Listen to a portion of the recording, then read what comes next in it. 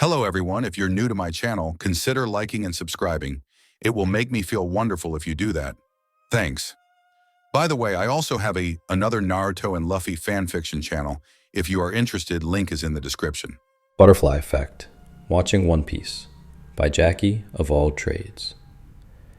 In a world without Monkey D. Luffy, the world has fallen into despair and darkness, everyone searching for a light that doesn't exist. But when screens begin to appear around the world, people begin to see the being of light, who, in another universe, is a pirate, and even more importantly, a liberating god. Adios. They say the movement of a butterfly's wings can cause a disaster on the other side of the world. They say even our smallest decisions are capable of causing immense change in the future. Perhaps staying home that sunny day will save you from the terrible storm that will kill several. Decisions have an effect, no matter how small. Therefore, the flapping of a butterfly's wings is capable of creating tornadoes on the other side of the world. Monkey D. Luffy was that butterfly, if the butterfly were as big as the sun. His mere presence and his decisions had changed the entire world, placing him as the protagonist of a macabre and mysterious play that was coming to an end. Whether or not it was his intention, his actions were slowly leading the world to liberation and the discovery of the terrible secrets hidden by the government. His mere birth had created a butterfly effect that would not only cause a tornado, but would turn the world itself upside down, unlike anything seen since the days of the famous Gold Roger. Monkey D. Luffy was the light. He was the sun. He was the necessary ingredient to free the world from the terrible chains that bound every being. Monkey D. Luffy was needed to fulfill a role that no one else could, because he was himself. Because he was the only one with the determination, the personality, and the heart to free it. Luffy would free the world, only he could. However, one world was doomed to never see that light. A world was doomed to remain stuck in a loop of fear and cruelty. There was one world that didn't have a Luffy, and that world was engulfed in anguish and violence. The darkness was so all-encompassing that even those who were fighting alongside that darkness were slowly beginning to see the terror in it. In this world, without a Monkey D. Luffy to serve as light and guide, only slavery, war, hunger, and sorrow reigned. And all because the people needed to undertake the great journey to the end didn't have their light, and therefore, they didn't have their anchor. They didn't have Luffy. Roronoa Zoro survived that day, but years have passed, and he still hasn't left the East Blue. Still weak and unable to even stand up to Mihawk. His frustration and weakness have driven him to become a cruel and cold man. Nami has been in an endless cycle of pain and frustration. She has collected the money more times than she can remember, only to have it taken again and again, chaining her to her home, from which she cannot leave or she will sign the death warrant of her people. She knows she will never be free. Vinsmoke Sanji has stayed by Zeph's side, working tirelessly and ignoring the growing desperation to get out and be free from a past that still chains him. Tony Chopper lives in hiding, trying to hide from the disgusted looks even though all he wants is to be able to cure every disease in the world and be a doctor. Usopp lives his day-to-day life defending his home, earning more and more injuries while losing his own childlike personality to try to survive in an unforgiving world. Nico Robin continues working tirelessly, trying to remain unnoticed by the world government or risk being killed and, with it, ending the will of Ohara. Frankie lives in hiding, fleeing from the government that wants to use or kill him, still unsure of their plans. Brook is still wandering in the darkness, wondering when he'll finally be able to die and leave his skeletal body behind. Jimbei travels with Whitebeard, probably the only one with semi-stability, though he wishes he could do more for his people. Monkey D. Dragon is slowly losing hope that the world will ever be free. His fight against the world government increasingly seems like a distant dream. Kazuki Momonosuke is barely 12 years old, but he has lost hope and has become a child with a deep darkness within him. More than 20 years have passed, and the person his father has been waiting for hasn't arrived. Now Wano is only a shadow of its former self, and he lives in the shadows alongside the Akazaya, all trying to keep hope alive. Akagami Shanks travels with the straw hat perched on his red hair, feeling it heavier than ever. He has tried to follow in his former captain's footsteps and claim the throne, but it's as if the waters themselves are preventing him. However, someone has to take the throne and change the terrible world they found themselves in. Whitebeard grows older and older, and he increasingly tries to cling to Roger's words. However, he doesn't see among all the pirates the one who will change the world. All he sees is darkness and gloom. Monkey D. Garp has seen so much evil that even he's losing faith in the Marines and their justice when he sees so much corruption. The worst part is that he's not the only one. Even the hateful Akainu had his doubts. The world had fallen into total chaos and a terrible corruption that began with the world's secret monarch, 𝗕𝘂𝘁𝘁𝗲𝗿𝗆. This ruined world was already lost, and there was nothing that could save them. There was no more hope. Or at least, that's how it should be. As if the transmission 𝗘𝗳𝗄𝗁 had rebelled against the world. Projectors appeared around the world in the center of every city, from the sky to the sea, without warning. Not even the high-ranking navy and nobility understood where they had come from or why. Was it a pirate attack or something? A broadcast? Asked a Skypia civilian. Is it another one? Asked another Zo civilian, equally puzzled and fearful. Hey, come out. It looks like there's going to be a broadcast, announced a Dressrosa civilian. The entire world fell into a state of great fear, but they still decided to walk and approach the 𝗘𝗳𝗄𝗁 until they reached the broadcast, which only showed a black screen. But on the other hand, the Marines were just as confused. What the hell is going on? Akainu asked suspiciously as he watched transmissions begin to appear without having received orders from the higher-ups and without any execution on the way. Likewise, the pirates also watched equally puzzled by the strange things that were going on. Well, now what do those government officials want to show us? Shanks smiled falsely, clearly not happy about having to pay attention to something coming from the hateful government. Transmission beginning in 3, 2, 1. Welcome to this broadcast, everyone. The people in the same locations looked at each other, confused and fearful at the unfamiliar voice that began to speak. The strange voice was a mix between a woman and a man, making it impossible to tell exactly who was speaking. Still, it didn't take away their fear of the unknown. On the Moby, Whitebeard narrowed his eyes, his gaze wandering over his children's with concern. After the war at Marineford had left him even weaker, he was beginning to fear the world government's plans more than he already did in this world that have fallen into chaos and despair. What will they show? Another execution? Such words were spat out from Pirate Empress Boa Hancock from Amazon Lily. There's been no news of a renowned pirate being caught, her sister Marigold replied suspiciously. Besides, this isn't how executions carried out by those damned government members begin. I know you must be confused by what's happening and who I am. But I'm not here to engage in conversation, and my identity is of no importance. I'm here to show you the future that should have been, but is now forever beyond your reach. What? Asked a man from Wano, now known as New Onigashima. His body almost skeletal from hunger and the slavery of heavy labor. What future? Robin whispered bitterly, already accustomed to a life where she saw the world increasingly fall into decay. This doesn't seem like the government's plans, though. Shanks adjusted himself, now more interested. Showing the future? Could it be a devil fruit? A pirate asked his crew, all equally confused. Many didn't know if what they were seeing was real or a government trick meant to punish them. The fear of doing something wrong that would lead to fate caused many to remain silent, without asking anything. If it was a government plan, they hoped their silence would save them from some kind of punishment.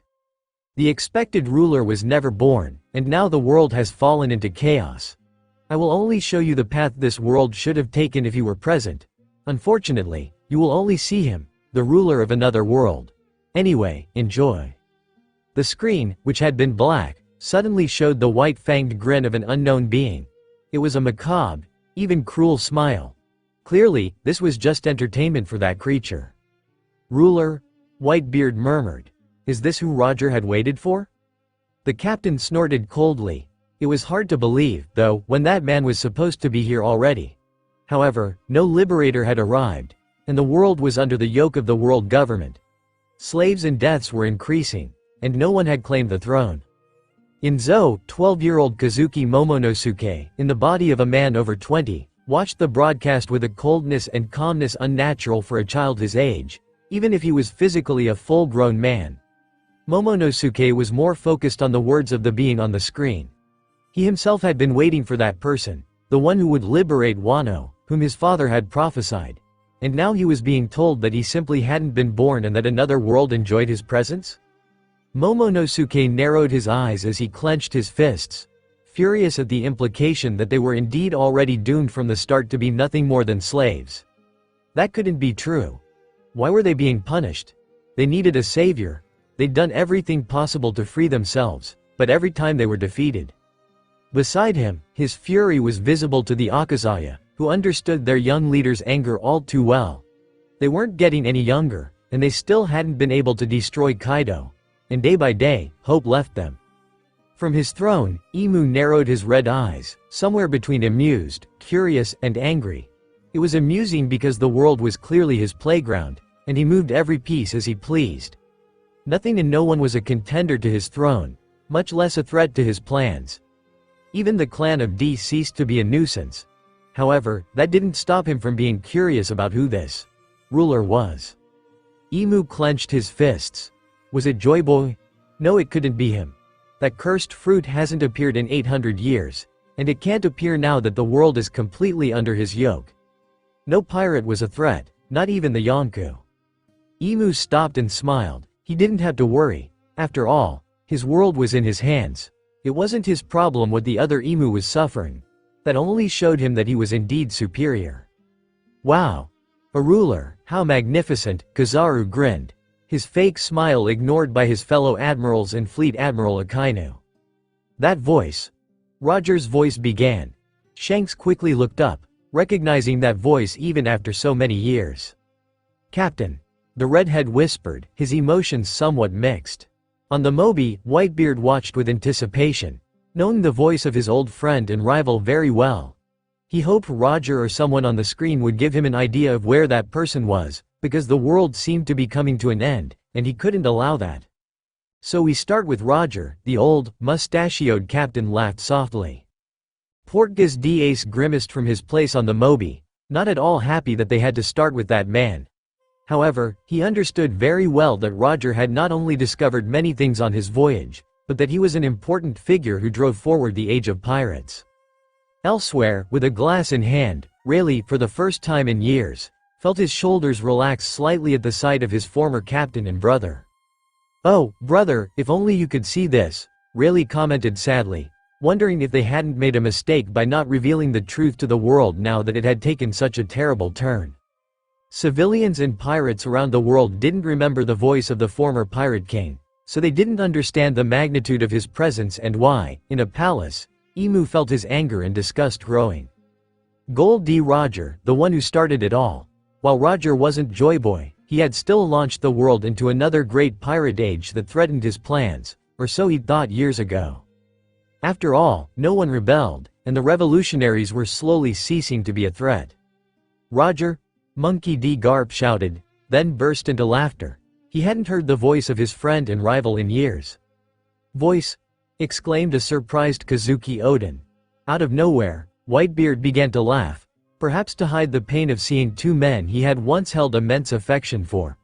Marco followed suit, his mind bringing back old memories. "Oden, my old friend," laughed Whitebeard, causing those who were unaware to look at the man on the screen. Ace smiled. "So he's the famous Kazuki Oden. Oden-sama." The 𝗕𝗂𝗳𝗃𝗂𝗵 cried out in surprise as they saw the image of their living, smiling daimyo.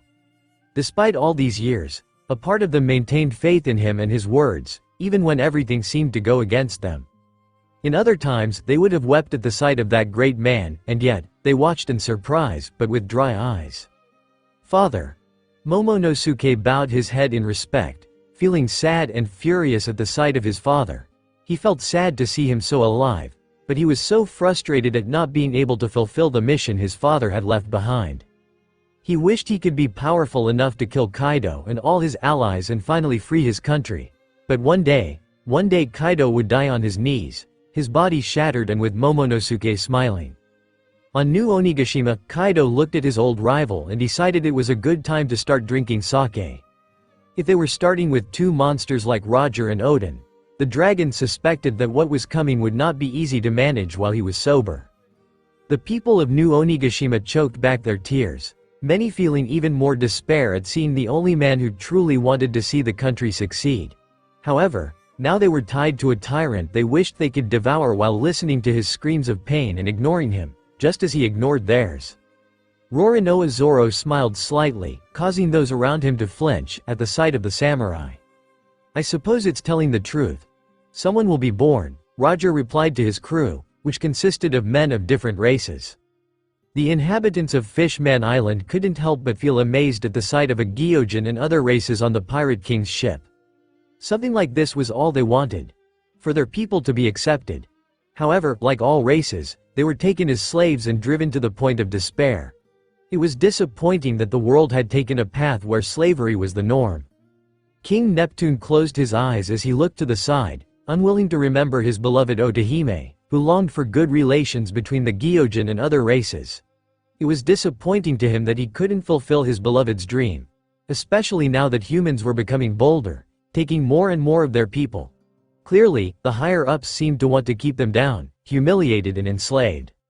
Several civilians around the world watched the sight in amazement. For many, it was rare to see a Gyojin, and even rarer to see them coexisting with humans and other races without bad blood. It was a strange sight when many were raised to believe that Gyojin were lesser beings. "And that person will surpass us," Roger affirmed. Shanks grabbed the straw hat and pulled it lower, covering his eyes, which hid a darkness that hadn't been there years before. "Sorry to disappoint you," Shanks whispered, "but that person won't come." He still hadn't found the one who would carry Roger's will and wear the hat. He had traveled to thousands of islands and met thousands of people, and none had been able to show him that W was slavery, war, famine, and discrimination. Shanks grew frustrated with the world government and the celestial dragons. Didn't they see the terrible state of the world? This only reaffirmed that turning his back on his family had been the right decision. Those people weren't humans, much less gods, they were just monsters. "Will anyone really surpass the monster that was Gold Roger?" a pirate mocked. "I find those words amusing," a pirate captain laughed arrogantly. Roger is seen giving his straw hat to a young Shanks. Shamrock 𝗕𝗂𝘁𝗃𝗃 raised an eyebrow, not at all impressed by the sight of his younger brother. "Oh," his father said, looking at the image with mild interest. While the 𝗕𝗂𝘁𝗃𝗃 had a vague understanding of what had happened to Shanks and how famous his name had become, they also didn't know the innermost details of the man who renounced his noble family and decided to become a pirate. That day, when they had invited him, Shanks didn't hesitate long before turning them down, looking at them as if they were the S, before leaving without looking back. In the past, Shamrock and the entire family had criticized him, calling him S. They had decided to let Shanks remain with the filth of the world, like a disgusting traitor who didn't know what was best for him. To them, Shanks was an idiot seeking the foolish idea of freedom at sea as a pirate. However, many years have passed since that day, and they themselves have seen how the world has taken such drastic changes that even they hadn't expected. The Gorosei itself had become a prison for nobles, even more so for those who dared to think differently, for those who began to have the same thoughts as the late Don Quixote Mjosgard. Fortunately for the Gorosei, most of the celestial dragons were idiots and useless, happy to have their slaves. However, the Don Quixotes, and now the 𝗕𝗂𝘁𝗃𝗃 themselves, were beginning to touch forbidden ground with their thoughts of wanting to free themselves from the bonds that imprisoned them. On the Red Force, Shanks watched the scene with a smile. Those years were adventures he would never forget, especially since Roger was more than just his captain. "It's Akagami Shanks," one of the new pirates shouted in admiration. "So that's how Akagami Shanks got that hat," another pirate murmured. "We've come too early," lamented the Pirate King.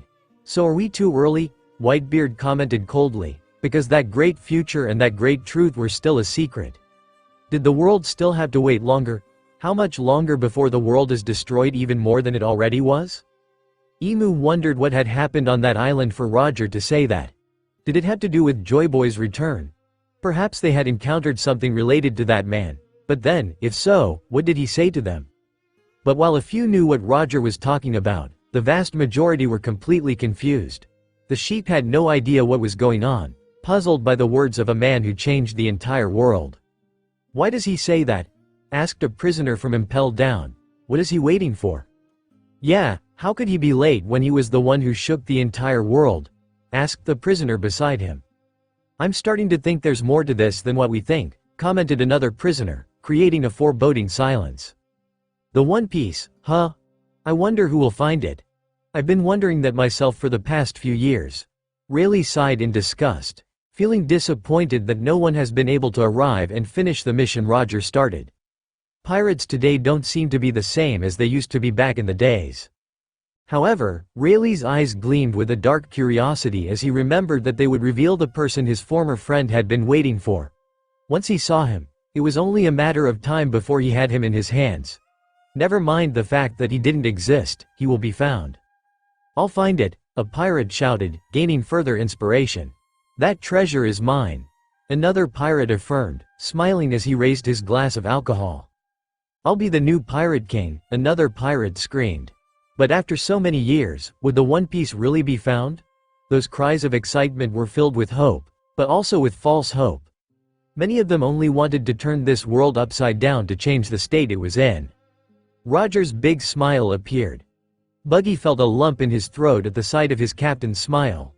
A smile he still misses from a man who may have been a devil to the world, but to him, he was his friend, father, and captain.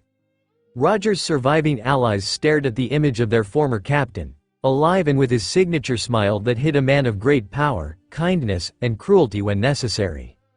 Emu stared with disgust at that cursed smile, so characteristic of the clan of D, his worst enemy. Then, an image of someone unknown to everyone appeared.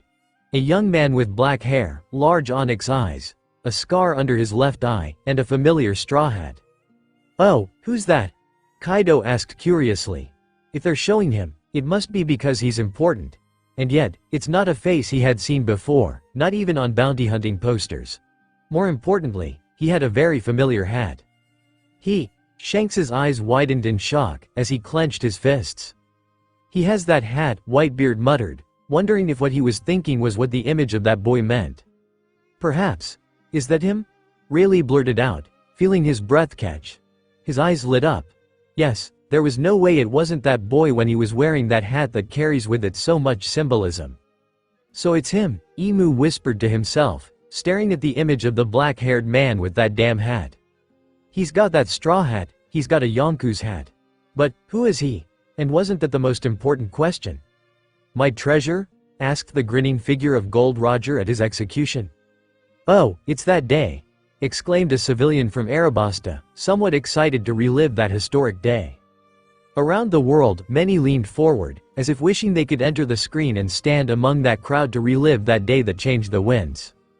"If you want it, you can have it. Find it. I left everything the world has to offer there," smiled the Pirate King. "Yeah, Kampai. Let's go for that treasure.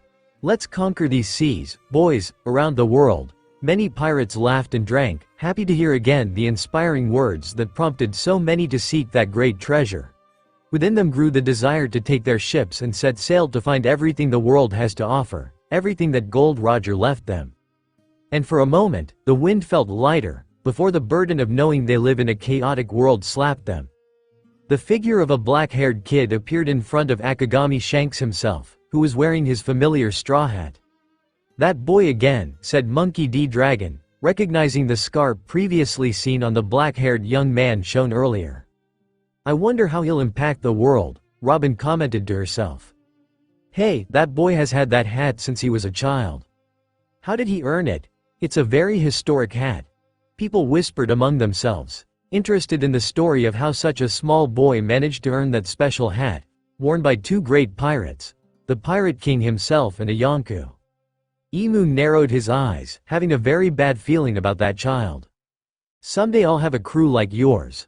I'll find the greatest treasure in the world and become the king of the pirates." "Wah?" was heard collectively around the world. "Bawahahahaha," laughed Monkey D. Garp, earning a dirty look from the retired Sengoku. "What an interesting kid." "That only means more trouble," muttered Sengoku tiredly, staring at the image of the boy. The pirates were shocked to see such a young child say such bold words. That kid definitely couldn't be normal. Emu frowned. No, there couldn't be another pirate king who would find the truth and decide, unlike Roger. 𝗘𝗳𝗄 couldn't allow Joy Boy and Nika to return if he wanted to maintain the full power over everything and everyone. Fu. Don Quixote Doflamingo let out a Machiavellian laugh upon seeing that boy. If he had existed in this world, he knew he would have been a terror to the Navy and the government. Shanks's crew can be seen smiling at the boy.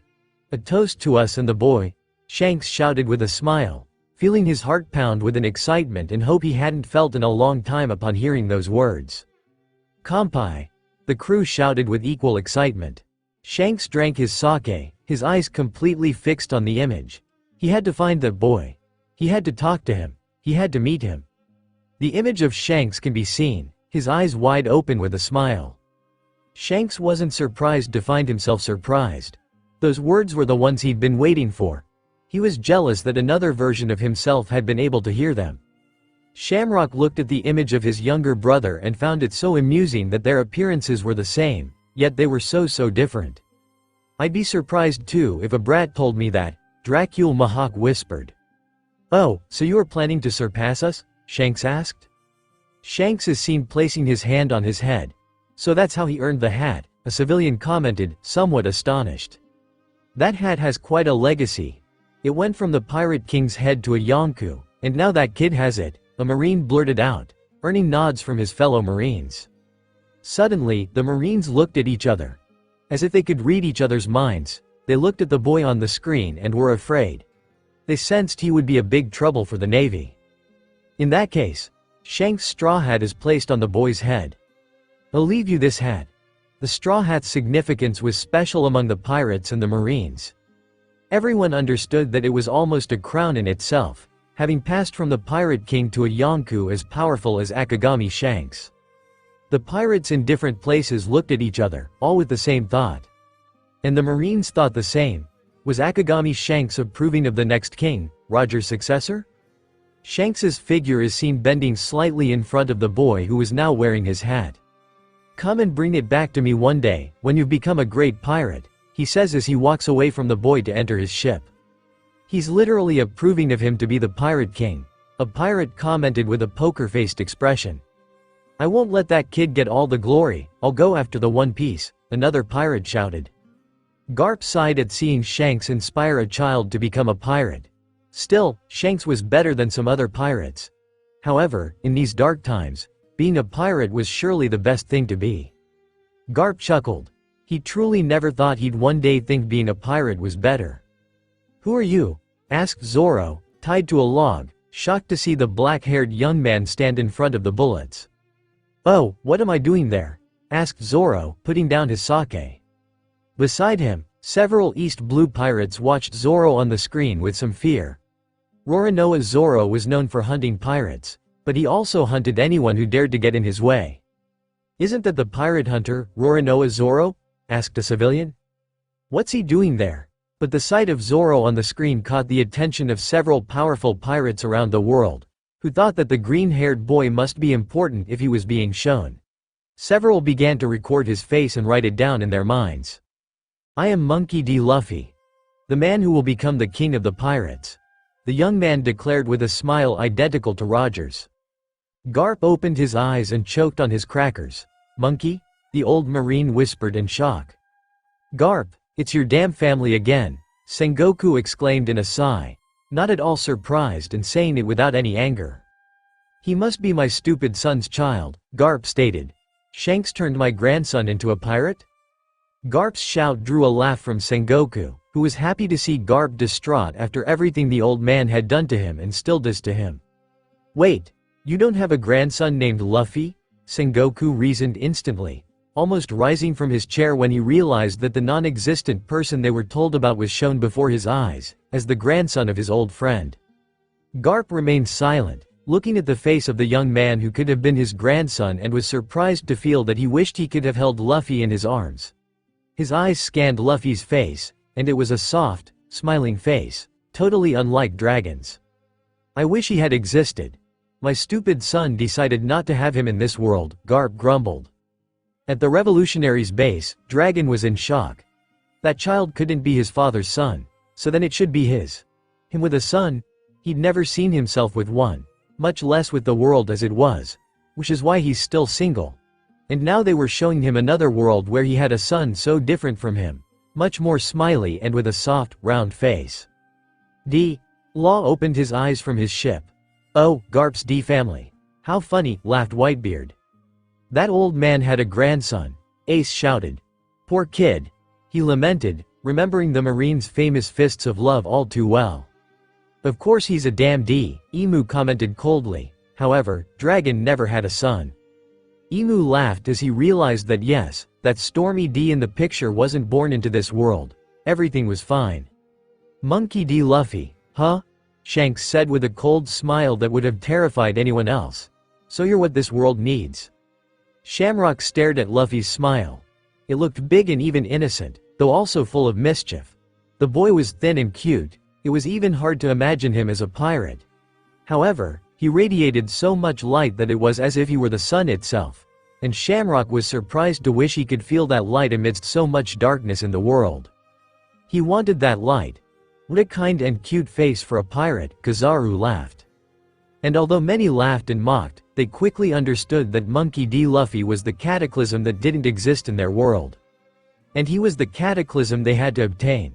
Luffy is seen punching a celestial dragon with immense fury. That kid has balls, Kizaru said with a laugh. Akainu snorted, feeling a terrible satisfaction at seeing a celestial dragon beaten so hard.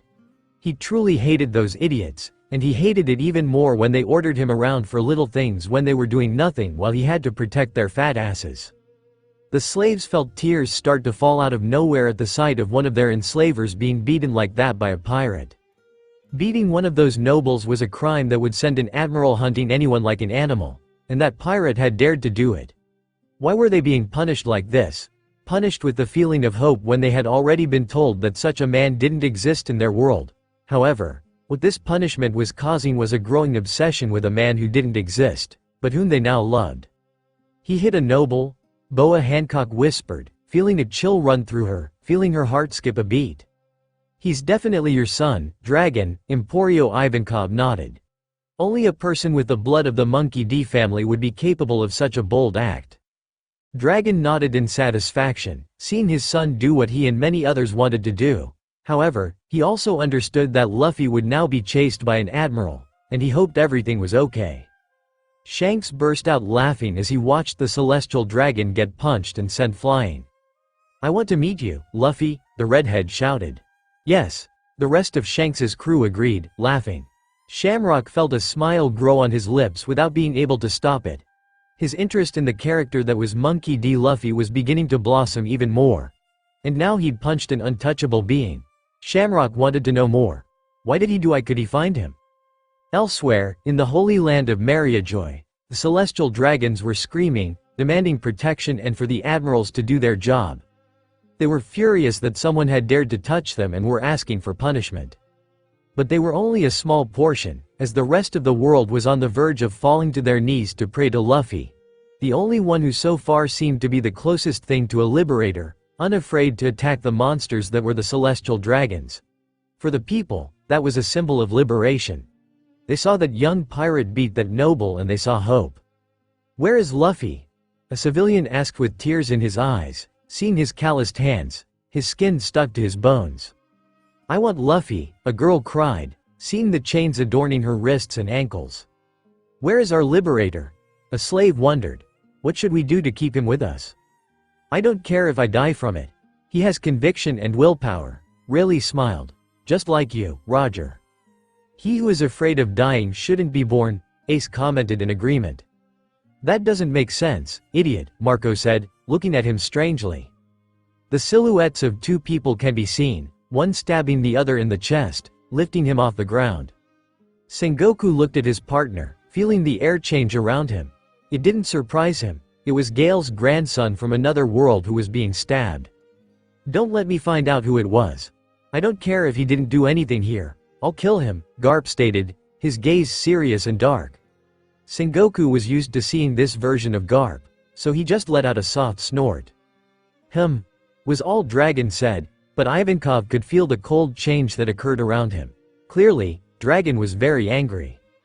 Oh, Shanks asked in disgust, his hockey flaring slightly. Who dared to do that? An idiot, Captain, Ben Beckman blurted out, equally disgusted. Around the world, civilians and slaves watched in fear. Don't die, Luffy, they whispered. They say the age where pirates have dreams will end, huh? People's dreams never end.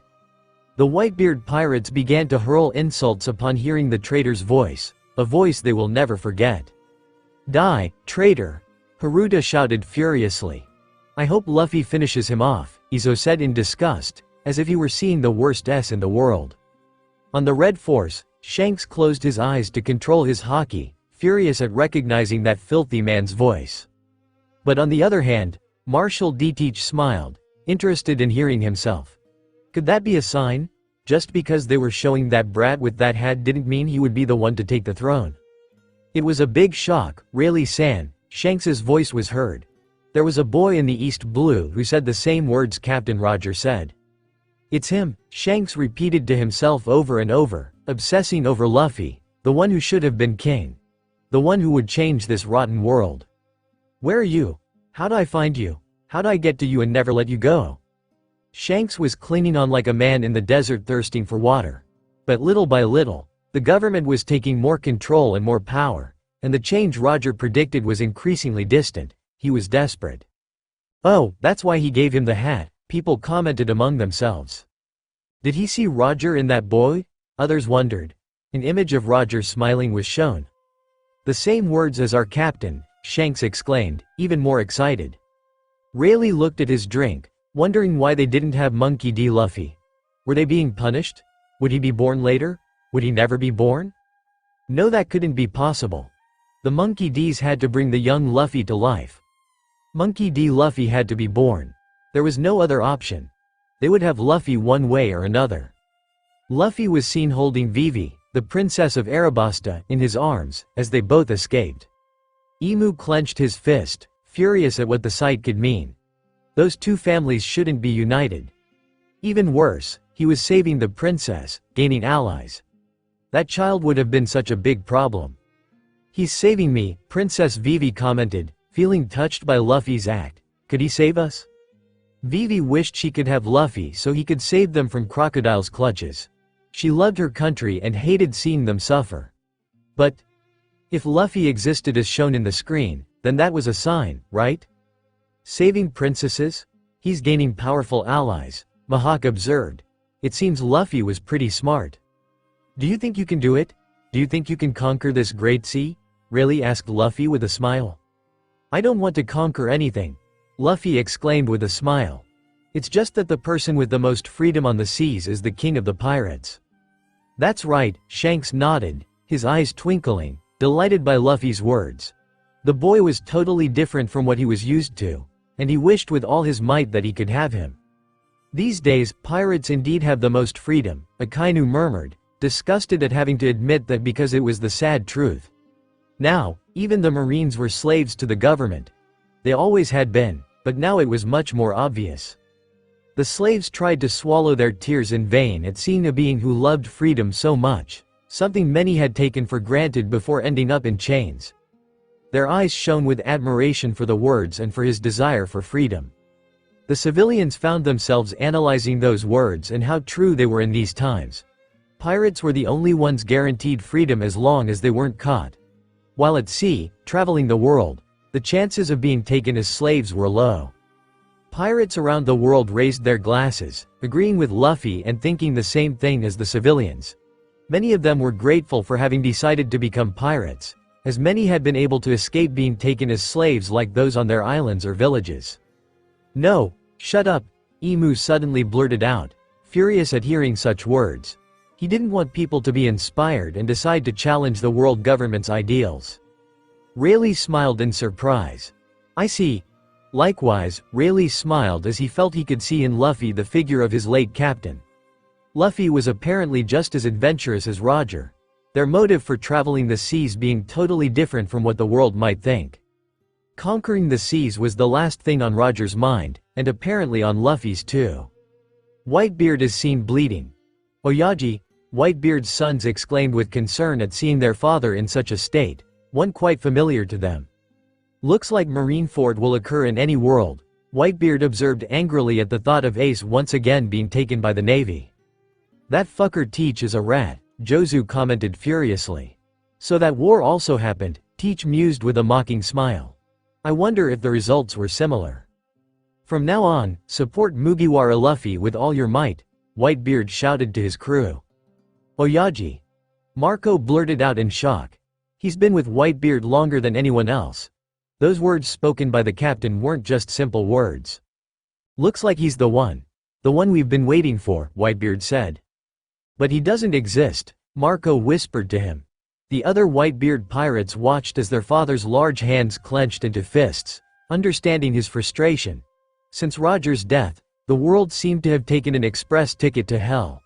Roger's death had unleashed the true demon that was the world government, and mass enslavement was only the beginning of the despair. Even Whitebeard has chosen him, shouted a Gyojin from Fishman Island. And Fishman Island wasn't the only ones going crazy at what Whitebeard was saying on the screen.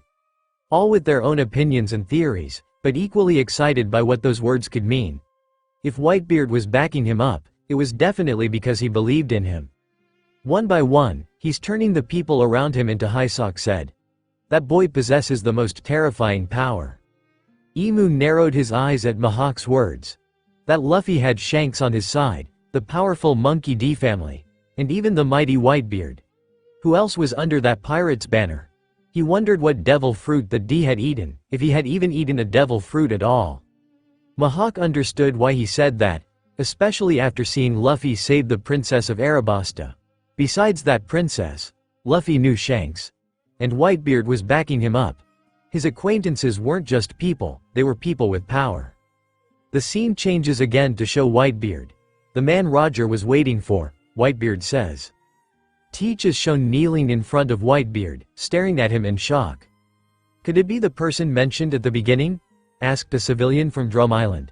The one who will surpass Roger? It has to be him, that's the only thing that makes sense, another replied. It must be the same person my father spoke of, whispered Momonosuke, his black eyes fixed on the image.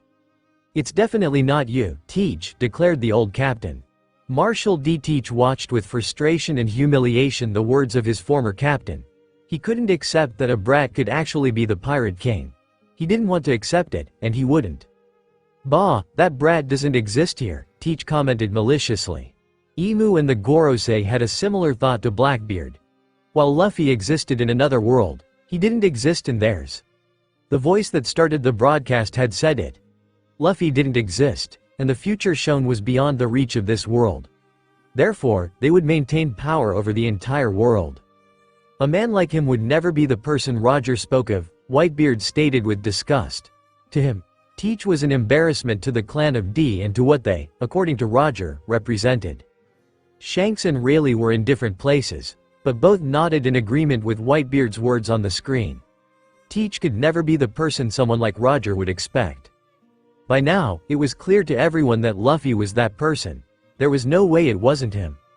Whitebeard is shown being pointed at by several people with guns, while the man is already horribly injured, but standing. Everyone on the Moby watched the screen in anguish. The sight of Whitebeard in that state was bringing back more memories than anyone wanted to recall. Although they had won the war at Marineford and managed to save Ace and Whitebeard, they had lost many allies and brothers.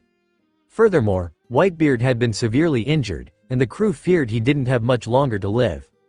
However, they could also accept that they had probably won because the Marines themselves weren't happy with the world government. The admirals themselves had barely moved from their seats, with Teach being the one who had caused the most damage. Sengoku watched the image with a serious face, remembering that terrible war that had killed many people on both sides. By then, the Marines were losing faith in the government, and Whitebeard managed to survive alongside Ace because the admirals hadn't done much. But it seems that the same didn't happen in the world shown on the screen. Someday someone will appear, carrying the history of all those decades on their back, and will challenge the entire world to a fight, Whitebeard prophesied. Whitebeard heard his own words with interest, words he hadn't said during that war. His mind then turned to the image of that young man with black hair and a big smile. Had that boy been the reason for his words? After all, he had ordered his beloved crew to support him. So where is that person? Where is Luffy? Rayleigh asked, as if he could manifest Luffy. He knew he didn't exist, but he simply didn't want to accept it because somehow, someway, they will have Luffy. The Gorosei watched furiously, imagining a new D creating storms in the world, while at the same time feeling tremendous relief that Monkey D. Luffy, who seemed to be at the center of everything, didn't exist. Monkey D. 𝗕𝗂𝘁𝗿𝗆 didn't have a blood grandson and he never would. But they had to make sure that was the case, so what they would have to do was give the order to make Monkey D. Dragon disappear from the face of the earth. Luffy is shown wearing the distinctive straw hat. The image only fueled the obsession with Monkey D. Luffy and what he symbolized to the desperate people who clung to the image of Luffy as a liberator to stay alive and believed they could be saved from their terrible lives. Even those blessed, or cursed, with the knowledge of the truth Roger was hiding, were staring with a dark thirst at the image of Luffy, a liberator who would bring the world out of its shadows. Luffy was being elevated to a god, simply because the world, sunk in despair and pain, was searching for something or someone to believe in. The image of Luffy yearning for freedom and beating up a celestial dragon was all people needed to begin a belief. You people in the world government fear the immense battle that will eventually come and engulf the entire world. But as soon as someone finds that great treasure, the final battle, a civilian whispered. The end of this slavery, a slave whispered. We are slaves, and that's how the government wants us. But Monkey D. Luffy, he is our liberator, another slave cried. Hope was beginning to grow in the world. Luffy would save them. Someone the government itself feared would free them. But he's not here, a child whispered, bringing the civilians around him to the terrible reality that Luffy didn't exist. Then it's up to us to bring him back, another man commented, his eyes darkening with a feeling that was soon reflected in everyone present, from the most conscious child to the oldest person. Luffy was their god, their liberator. He was the only being they could cling to so they could continue forward, knowing that what they were suffering was merely tribulations to prove they were worthy of being saved. And then, their god would arrive and take them to paradise. Sengoku's eyes widened, his face filled with fury and worry. Ah, Sengoku commented. Yes, in another world, one less destroyed than this one. Those words would have worried me. But how sad that even I, too, am waiting for that liberator, a pirate. 𝗕𝗂𝘁𝗆 ate his crackers, as if ignoring Sengoku, even though he was well aware of the words spoken. The vice admiral wasn't surprised by what he said, knowing full well that a feeling of rebellion was beginning to grow among the Marines. More and more they saw how the government they trusted was enslaving all beings, plaguing the world with even more crime, war, and hunger. However, before everyone's eyes, a hope had appeared. His grandson. A grandson who didn't exist. But should that be the end of the road? The whole world will be turned upside down, and someone will find it. That day will definitely come sooner or later. Shanks knew this was true. Once the One Piece was found, the world would never be the same. That was why he himself had tried to find the great treasure so he could change the world that was increasingly falling into decay. And yet, it was as if everything was against them. No matter how much they sailed, no matter how much they investigated, it was as if divine forces were stopping their progress toward the One Piece. It was as if the whole world had been against them.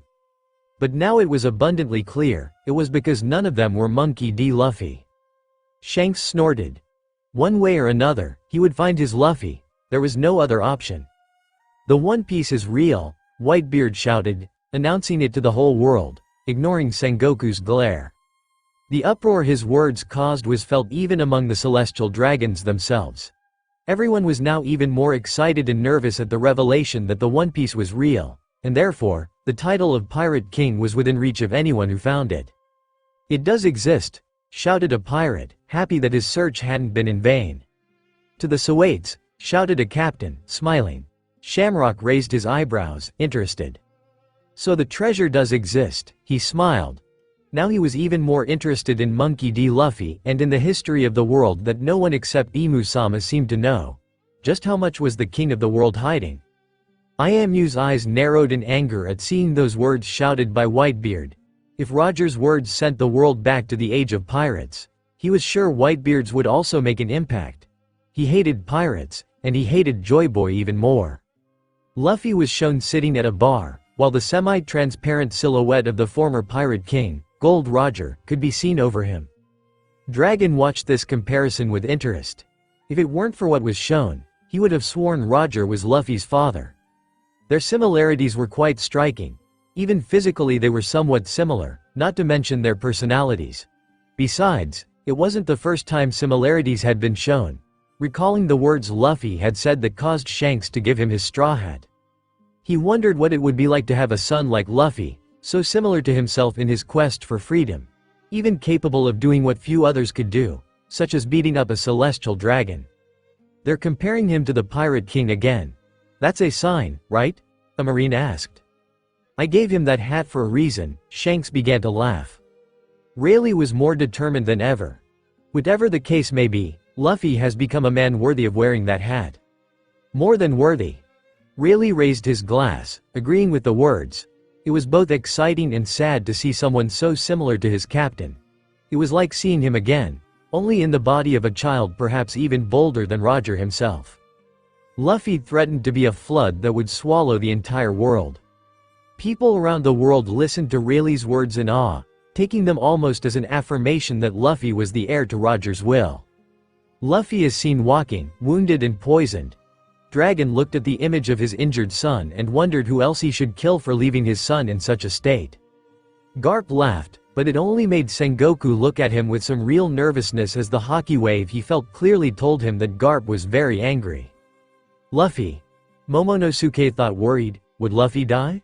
No, his savior would be fine. He had to be fine. Shamrock looked at the image, unhappy. He didn't like seeing someone as interesting as Luffy injured. He still wanted to see him turn the world upside down and see what he had to offer. I think Luffy and his crew are the ones our tribe and the Kozuki family have been waiting for centuries. Momonosuke widened his eyes upon hearing his family's name. His dark eyes quickly scanned Luffy's every feature, wanting to imprint every detail in his mind. He had to know him. He had to have him. Luffy was his only hope, the only thing he could hold on to.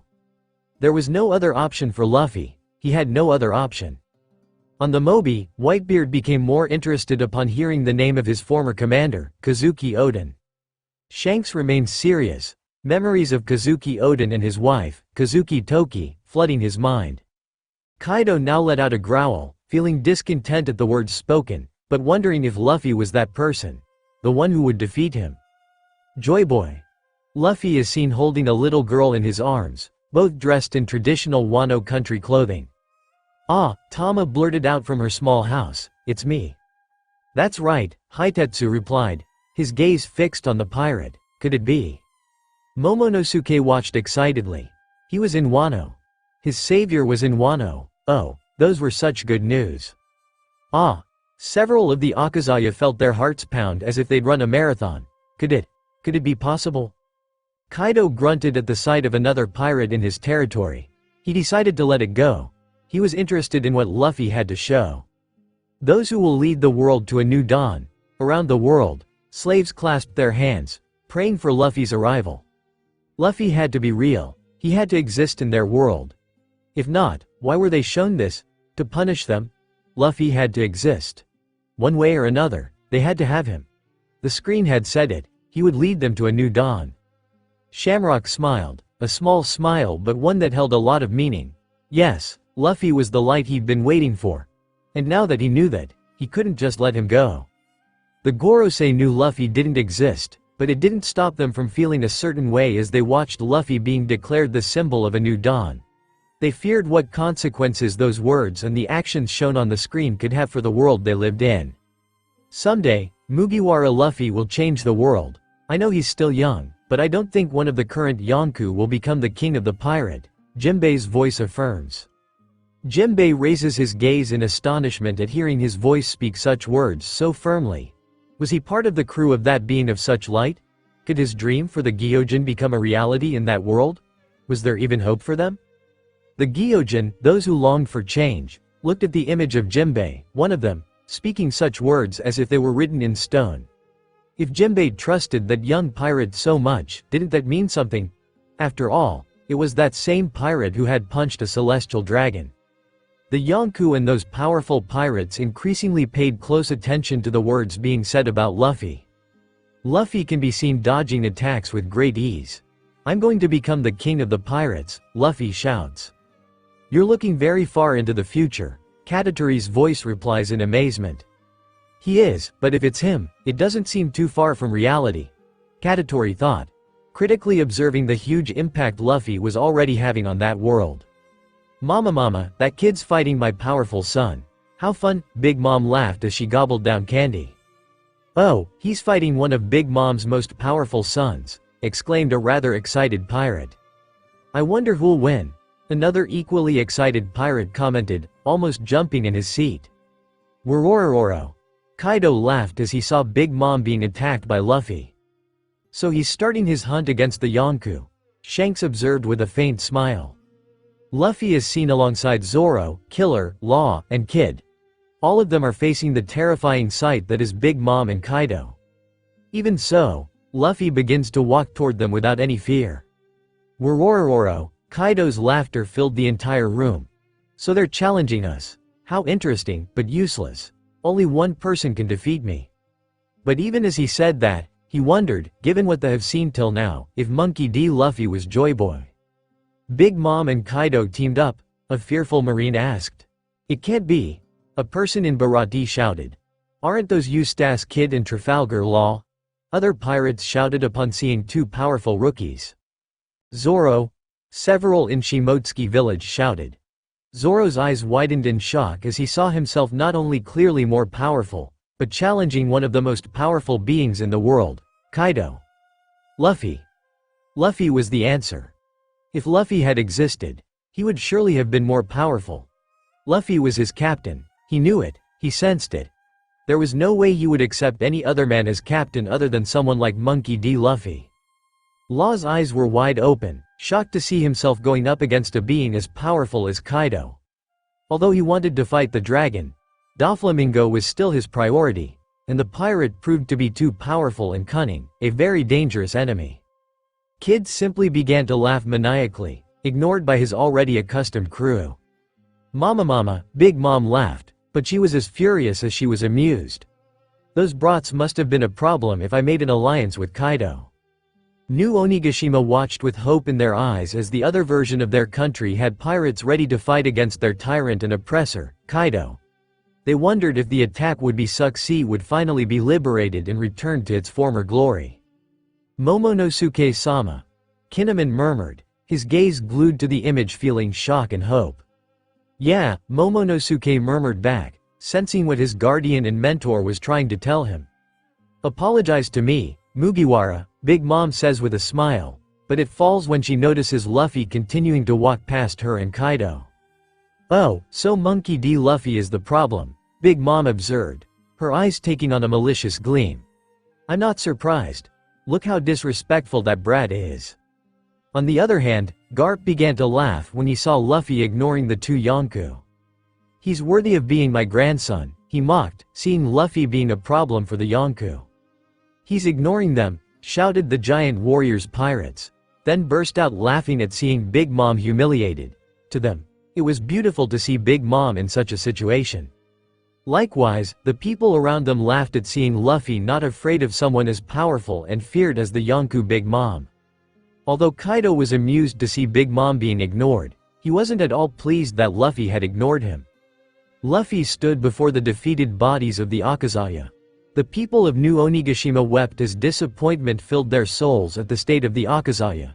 Years ago, the Akazaya had tried the same thing, but failed and barely managed to escape with their lives before disappearing again. The Akazaya turned their heads, unwilling to see the sight of themselves defeated, just as they had been years ago, when they were powerless to fight Kaido before he defeated them until they had to flee once again, leaving Wano behind. But Momonosuke clenched his fists, feeling a dark desire welling up within him. On one hand, he wanted to kill Kaido once and for all, and on the other, he wanted to hold the son that was Luffy in his hands and never let him go. He had to save his country, and Luffy seemed to be the answer. Forgive me for being late, Luffy said, crouching down in front of Kinemon. Luffy, can you carry the country of Wano on your back? A tearful and hurt Kinemon asked, clinging to Luffy. Carry an entire country? You're asking a pirate to save the country? Isn't that too much for such a young man? If it's Luffy, he can. Luffy will save them. Luffy will save us. The world was in shock that a samurai would ask a single person, let alone a pirate, to carry an entire country and its people on his backs. That he would ask a stranger to save them while clinging to him as if he was air itself. Still, a feeling began to grow within them. Admiration, hope, wonder. Would Luffy accept such a burden? Shanks was in shock, and Whitebeard wasn't far from feeling the same upon seeing the screen and hearing the request. Would Luffy really accept that almost suicidal request? Kaido smiled. Fool, of course I will. This is the country of my friends, Luffy shouted. The inhabitants of New Onigashima continued to cry, many of them kneeling and begging for Luffy's arrival, the one who would save them from the terrible tyranny Kaido had subjected the country that had once been called Wano.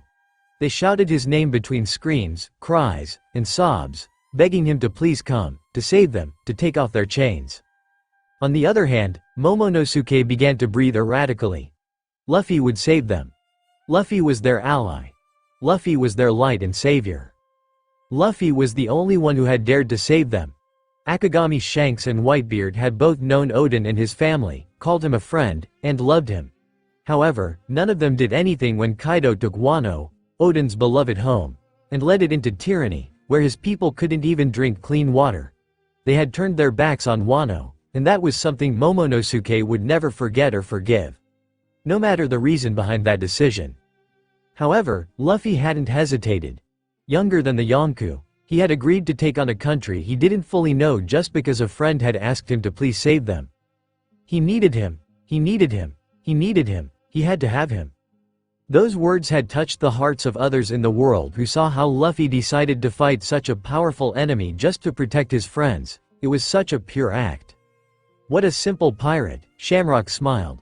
Luffy's bounty poster was seen in someone's hands. I think I'll see you very soon, Luffy, Shanks said with a smile, holding Luffy's poster in his hands. The screen went black again. Wait, I need to know more. I need to see Wano liberated, Momonosuke shouted in anguish, wanting to see how it would all end. Likewise, the world was anguished and upset, wanting to see more of Luffy and his exploits. What else would the young man do? Who else would he challenge on his journey to earn the title of Pirate King? Imu and the Gorosei breathed a sigh of relief that it was finally all over.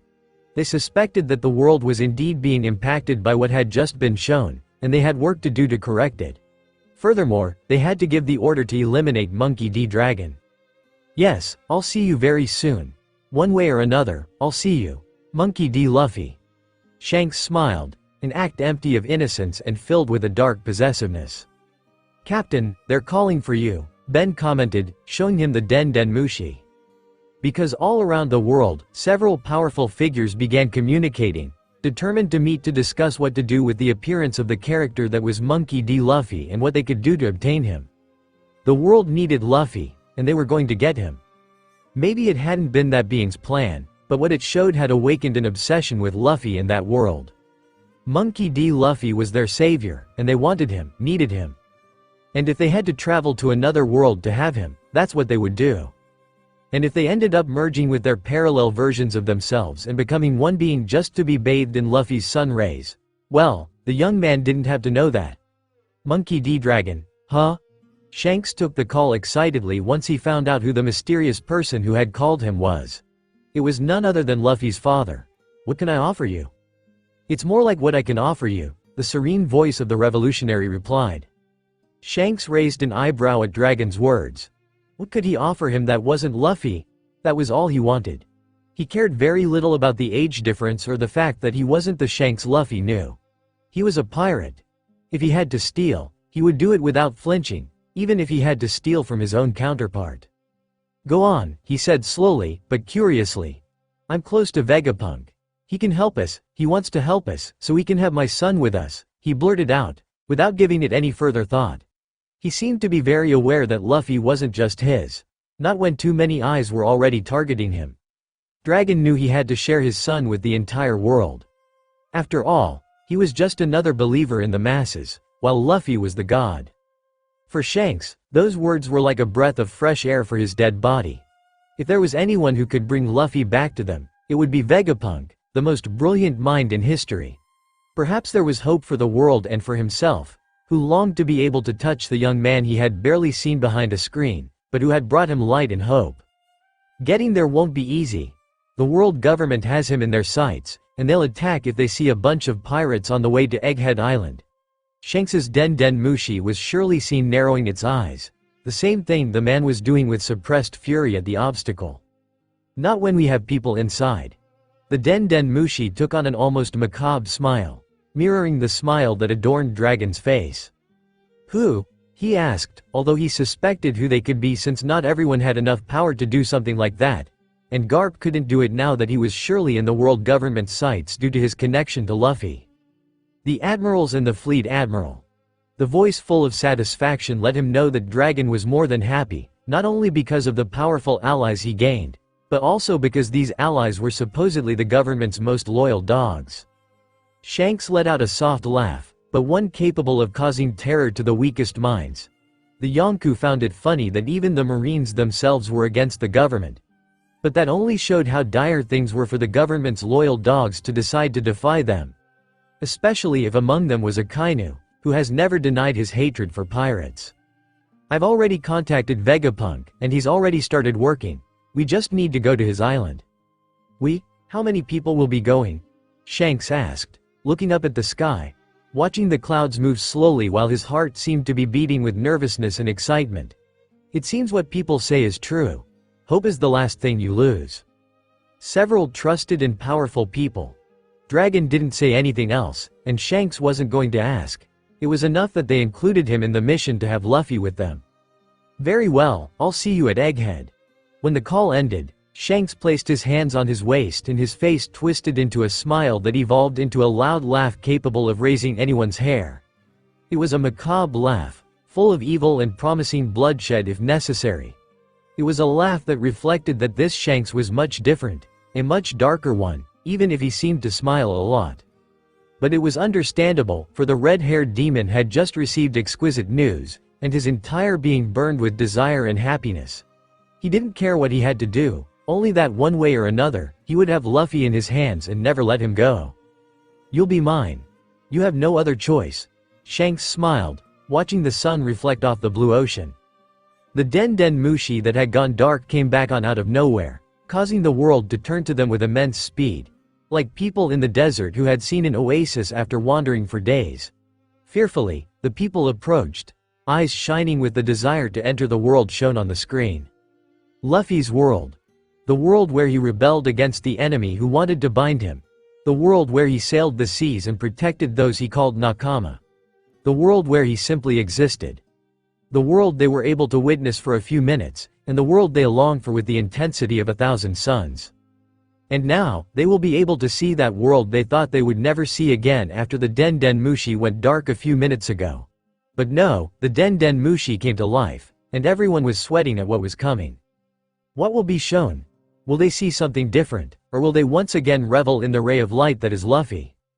Perhaps an idea of how to see him, how to have him. Unwilling to avoid it, many around the world fell to their knees before the 𝗕𝗂𝗁𝗁𝗁𝗁𝗁 as if they were gods. Bony knees hit the ground hard, causing pain. Chained hands clasped in prayer, and dry lips murmured or screamed for salvation, for a chance, for Luffy. We beg you to save us, Luffy, a prisoner from Impel Down dared to ask. Break our chains and lead us to the light, a civilian from the Sabaody archipelago murmured. It was an incredible sight for those who had never seen so many slaves kneeling, praying for a savior while ignoring the blood surrounding them from the lashes on their backs. Their backs were battered and the floor was covered in blood, but it was as if they didn't feel the pain, their minds far from reality as they stared at the screen that showed nothing but black. It hadn't even started yet, but they were already praying for their savior, to see that butterfly who had been able to change the course of the world if only he had been born into this world. Emu, sitting on his throne, clenched his hands into fists, not at all happy that anything related to that world was being shown again, much less that boy from the D clan. He didn't know who Monkey D. Luffy was, and he hadn't seen much either, but he feared that more would be shown, and that it would show that there was still someone with the ideology of that kingdom, of that man. He has always been afraid, and that's why he tried his best to erase him from history.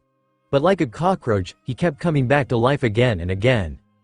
Sitting down, Akainu inhaled his joint, pressing his lips to it as he tried to control the slight trembling in his hands. When he started out as a marine, he was very clear about the hatred he felt toward the unruly pirates. It was this, along with his great power, that led him to rise through the ranks to become fleet admiral.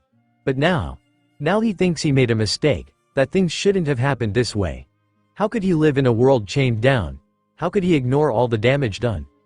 Luffy. He was the last hope that something could change. That the world he was in could change and people could be free. Luffy was the answer to everything, but his presence has already changed things, even when not much was shown. But now, watching the 𝗕𝗂𝗕𝗄𝗁, he wondered what would be revealed, and how it would change his plans. Shanks almost broke his neck turning his head to the 𝗕𝗂𝗕𝗄𝗁 as soon as he knew it was lit. Since then, he hasn't left its side, ready to bathe in Luffy's light once more. He wanted to see him and know that he was seeing hope. He wanted to see him and know that even if the entire world burned to the ground, his plans to see Luffy would be worth it, although getting to Egghead Island will be more difficult, the redhead blurted out, knowing that whatever was revealed would change things forever.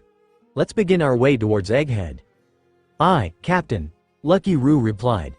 Shamrock looked at his father as soon as the 𝗕𝗂𝗕𝗄𝗁 showed signs of igniting. Both feared what would follow. The world that was revealed was interesting. Luffy was even more so, and Shamrock accepted that he wanted to might. He also wanted to feel that there was a way out of the title of Celestial Dragon that he once held in such high regard. But the one sitting on the throne was already furious, and he sensed that what was about to be revealed would make him even more furious. Momonosuke felt a great relief to see that, indeed, more of Luffy would be revealed.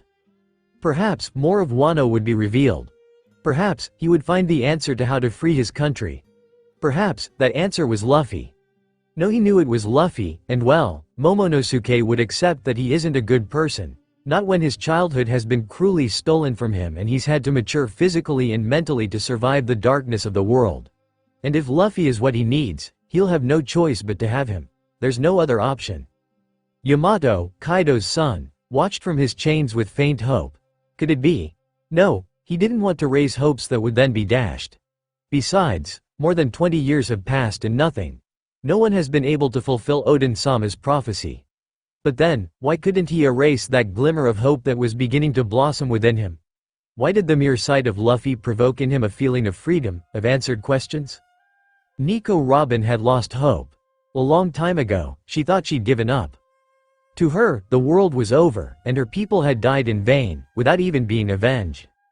She could infer the future, and she knew that all there was darkness, and surely her death one way or another. Perhaps very soon the world government would decide she'd lived for far too long. But she also remembered that even though the government controls everything, there are rebellious souls willing to revolutionize the world. Robin believed that if they too had ever given up, they wouldn't give up now, not after seeing Monkey D. Luffy. And what's even worse, she wasn't willing to give up either. The profile of a man with long white hair tipped with green and blue, 2 horns on his head, and Wano clothing was shown. Yamato, Ace said in shock at seeing such a familiar face, though he also felt embarrassed at seeing his old friend, the one he hadn't been able to visit or free again in a long time, even when Wano was destroyed so that new Onigashima could be born from its ashes. Is that Kaido's son you met years ago? His father asked, looking at Yamato's image with interest. Yes. But what's he doing there? He whispered to himself, knowing full well that Yamato was in chains, and he knew that it was most likely that way in that world as well. But Whitebeard knew what he was doing there. Clearly, he was someone important. And it was no wonder as he was the son of Kaido himself. The old pirate narrowed his eyes and regretted not having followed Kaido's actions more closely, as his son now seemed to be an important piece on the board. Yamato, that son of mine doesn't know what to do except defy me, even in another world. Kaido growled, furious that his heir kept defying him and proclaiming himself to be the cursed Oden. He cursed his rival for somehow influencing his only son and heir. Kaido wondered where he got such a mean and rebellious personality from. But Yamato's eyes lit up. He didn't know what was happening, but something inside him told him that he would definitely be free. One way or another, his father would never be able to chain him again. And that meant that Wano, because it would never be new Onigashima for him, would also be freed from the old dragon's tyranny. Who the hell is that boy? A puzzled pirate asked. I have no idea, Captain. But he must be important if they're showing him off, his vice-captain replied. Yamato, Momonosuke exclaimed, vividly remembering Kaido's son, who had helped him when he and his allies attacked Wano to reclaim it. They lost terribly, but Yamato had been of immense help even when he couldn't defeat Kaido. He was relieved to know he wasn't dead. Kaido wouldn't kill him, but he would chain him up. And perhaps that's even worse. More than 20 years in the future, Yamato let out a laugh that slowly grew louder. Yes. Yes. Yes. Yamato jumped in place, taking Oden's journal and raising it to the sky. I recognize those words, they're your words. Yamato knew very well what those words meant. Someone had appeared. Ace opened his eyes wide, remembering the words Yamato had said to him that day. Could it be Luffy? The only thing different about that world from this one was Luffy's presence. And he knew that even after the prophesied 20 years, no one had appeared in Wano to free it. In fact, those who fought lost terribly and disappeared. That meant one thing. Luffy must be part of that prophecy. Kawamatsu of the Akazaya felt his eyes water at the words his beloved Oden-sama had said to them. He felt disappointed in himself, because when they attacked 20 years later, they lost terribly, and one of them was even a filthy traitor. They knew Wano was lost to them, even though Momonosuke-sama clung to the hope that was slowly fading. That was until Luffy appeared, and it was as if a divine being had descended from the heavens to bless them. Luffy, who hadn't turned his back on them even when, in that world, Kinemon asked him to take care of a country that wasn't his own. Still, Luffy hadn't refused. Kawamatsu knew deep down that Luffy was who Oden-sama had waited for. Luffy was the pirate leader who would turn the tides in their favor. Without Luffy, he knows they would have lost even if other strong, young pirates had allied themselves with them all those years ago. After all, in that world, 3 other men had joined Luffy in his fight against Kaido and Big Mom. In this world, he'd never seen these men. Because Luffy was simply that storm, that being who could change everything. Luffy is now shown, his straw hat covering his eyes as his cape flew behind him. The eyes of those who felt depressed took on a shine at the sight of the young man they so longed to see. The prayers that had previously been barely whispered grew louder, all repeating the same name. The name of the one who could solve everything. The one who could save them. Luffy. Luffy. Luffy. Luffy. The only sounds were the strong lashes tearing off skin and the blood running like a river. But the slaves ignored everything, focused on the image of that young man with the iconic straw hat as if in a trance. What the hell is wrong with these slaves? Asked a nobleman, somewhat frightened to see how the slaves ignored the lashes, more focused on worshipping Luffy. Shanks, on the other hand, felt such ecstasy that his haki even went wild, unable to control his feelings. But how could he do so when he saw the young man of his desires walking like a king with the hat that was his? We will touch Egghead Island, even if it means destroying everything. Shanks's deep voice was an order, and his crew didn't hesitate. Doflamingo, from the throne of Dressrosa, looked at Luffy's image with a smile. The young pirate was a very interesting figure, and perhaps a weapon against the world government and the celestial dragons. Trafalgar Law didn't know how to feel, although something inside him did feel some admiration for Luffy. Truly, Luffy was worthy of bearing the D in his name. Even more so when, unlike him, Luffy was shouting from the rooftops that he was a D. Luffy might not have known the meaning. It Law sensed that even if he did, Luffy would embrace it without fear. On the other hand, Law was hiding it. He was hiding a part of his parents, a part of his heritage, and a part of himself. Law clung to the knowledge that he knew Luffy in that world. He clung to the fact that they were allied and fought together, as the previous video had shown. Young, strong pirates who will lead the next era. Kaido let out a mocking laugh upon hearing those words he knew all too well. His old enemy was an intelligent man, and perhaps far ahead of his time. But his words ultimately turned to sand in the wind, disappearing. No rookie has ever shown themselves to be a storm. And no rookie heaven challenge him. Luffy clearly challenged him in that world, and Kaido was curious. But in this one, Luffy didn't exist. In the end, in this world, those words didn't come true. Emu narrowed his crimson eyes upon hearing those words.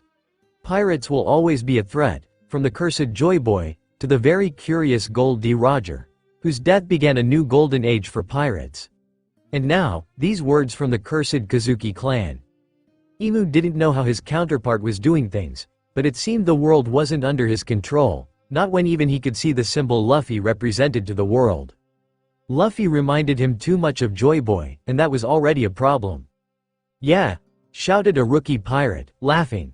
"We rule the seas now," affirmed another rookie, raising his drink.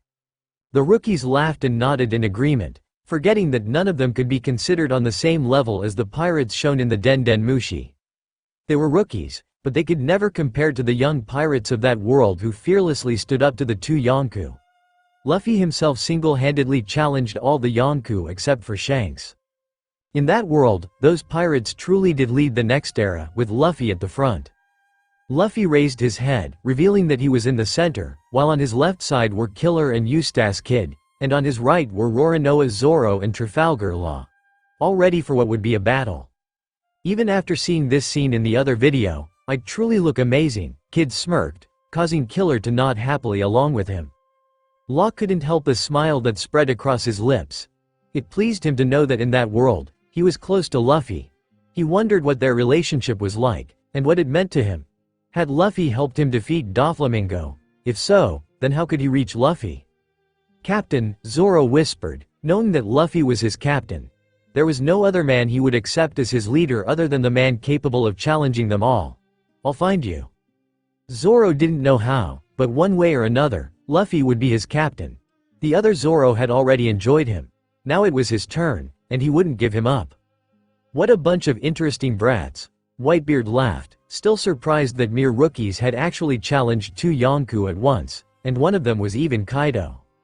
"What cheeky rookies," Garp laughed. "Your grandson is at the center of everything," Sengoku yelled back at him. "Where are those rookies now?" Kaido mocked. Those pirates hadn't even been present when the Akazaya and Oden's son returned 20 years after Oden's death to take back Wano. "I must admit, they do look cool," a somewhat jealous pirate grumbled. Big Mom's children watched the silence in the room in terror, their mother watching 𝗕𝗕𝗁𝗁𝗁𝗁 with a face devoid of emotion.